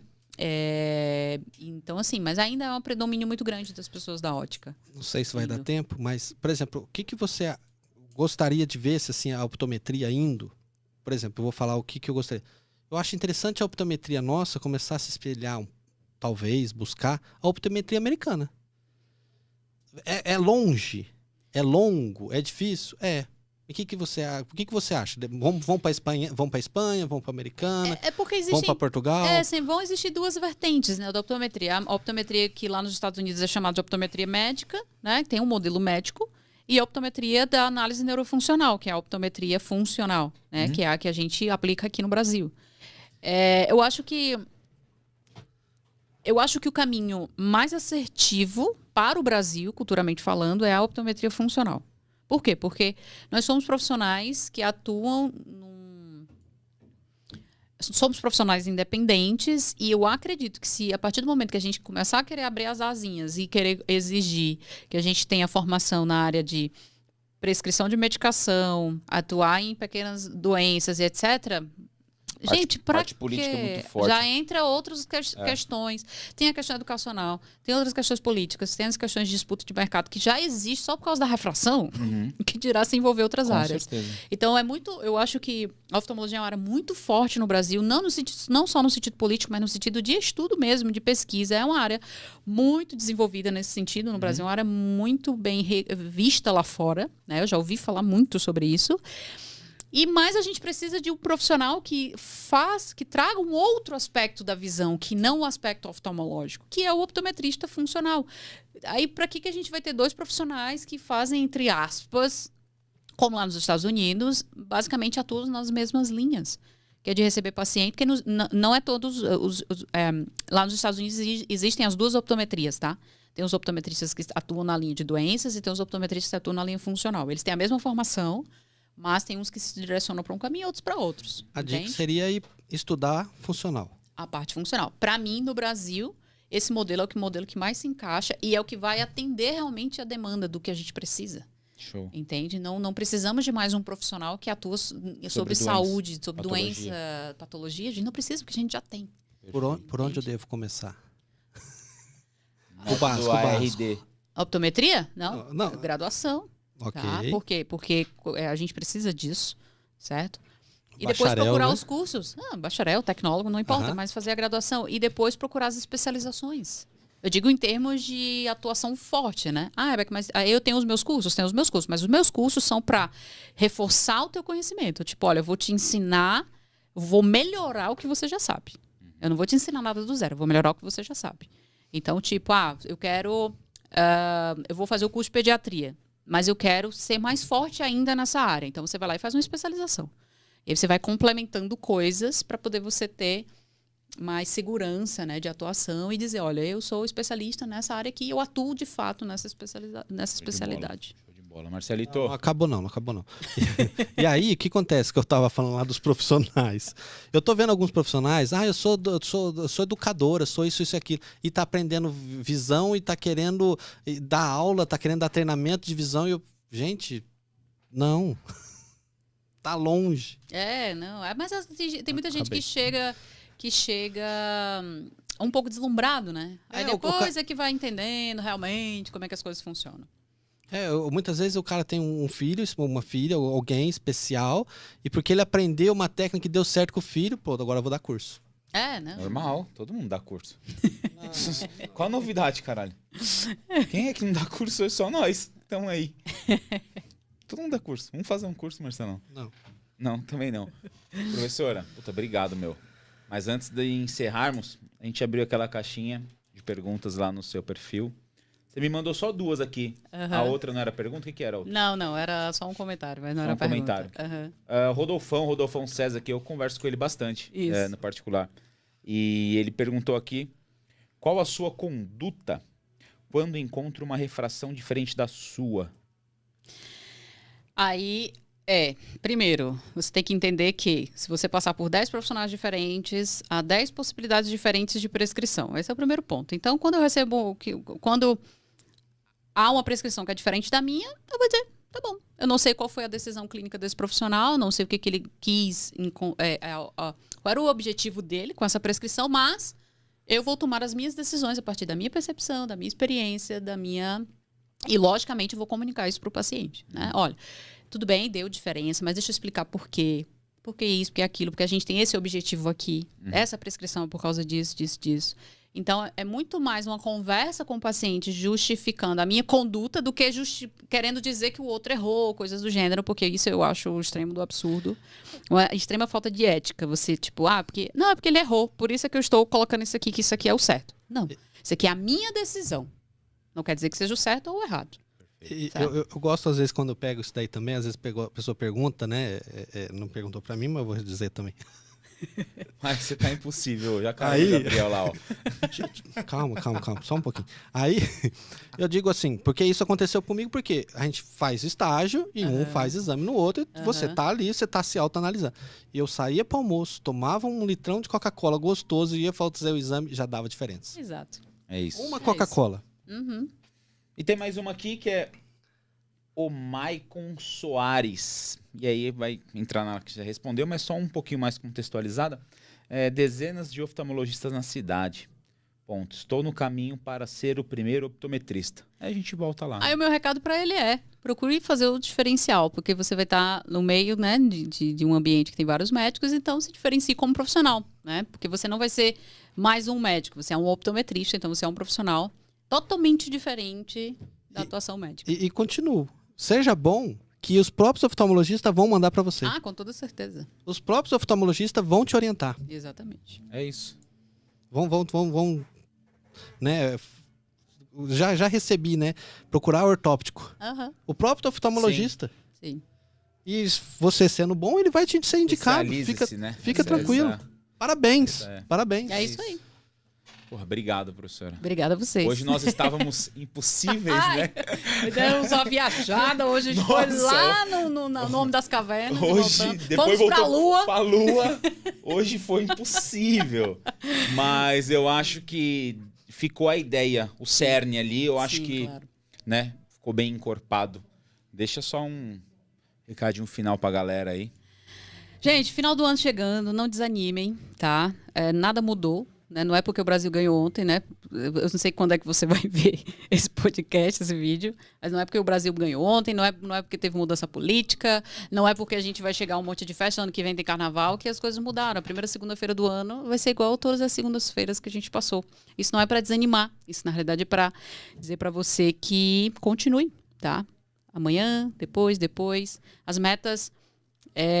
elas se renovam, mas a nossa atuação ela tem que ser constante para que a gente realmente consiga alcançar essas metas. Isso vale para todo mundo, né? Acho que estou dando um recado aqui geral de fim de ano, sim, porque a galera tende a achar que porque está chegando em fim de ano pode pular 7 ondas e soltar tudo e dizer que não, agora já posso, né, largar tudo, e na realidade não, a vida continua e somos todos adultos e temos que enxergar as coisas dessa forma. Né? Isso aí. E você, Marcelito? Olha, eu gostaria de dizer o seguinte... Lembre sempre que muitas vezes esse paciente que você está atendendo é a vida dele que está na sua mão. Com certeza. Inclusive, até mesmo no seu óculos para perto, né, da presbiopia. Né? Igual o Alex falou, às vezes é o carro que ele amassou, o carro que ele bateu, alguém que ele atropelou. E isso tudo é só na sua refração. Continue estudando, continue fazendo curso, continue buscando, não desista, para você poder entender que realmente você tem uma vida na sua mão. Toque essa vida. É uma coisa que eu acho que eu aprendi foi com você ou com o professor Sergei. O que me move ser optometrista é o quanto eu estou tocando positivamente a vida de outra pessoa. Perfeito. Parabéns, cara. Mas não é meu. Você tá falando. Mas você leva como É isso. Pra vida, né? E eu só tenho a dizer pra vocês o seguinte: inscrevam-se nessa porra desse canal, deixa a caralha do like. É sexta-feira à noite, nós estamos se fudendo aqui, né, Marcelinho? Vocês não fazem ideia o Você quanto... não tá ligado o quanto nós rala, não custa nada pra vocês. Não, você vai na minha casa, tem 2, 3 computador ligado no podcast o dia inteiro rodando, pra dar a quantidade de horas. Fortalece nós aí, fortalece a cena, que vai ser de grande valia para todos. Valeu! Valeu! Obrigado.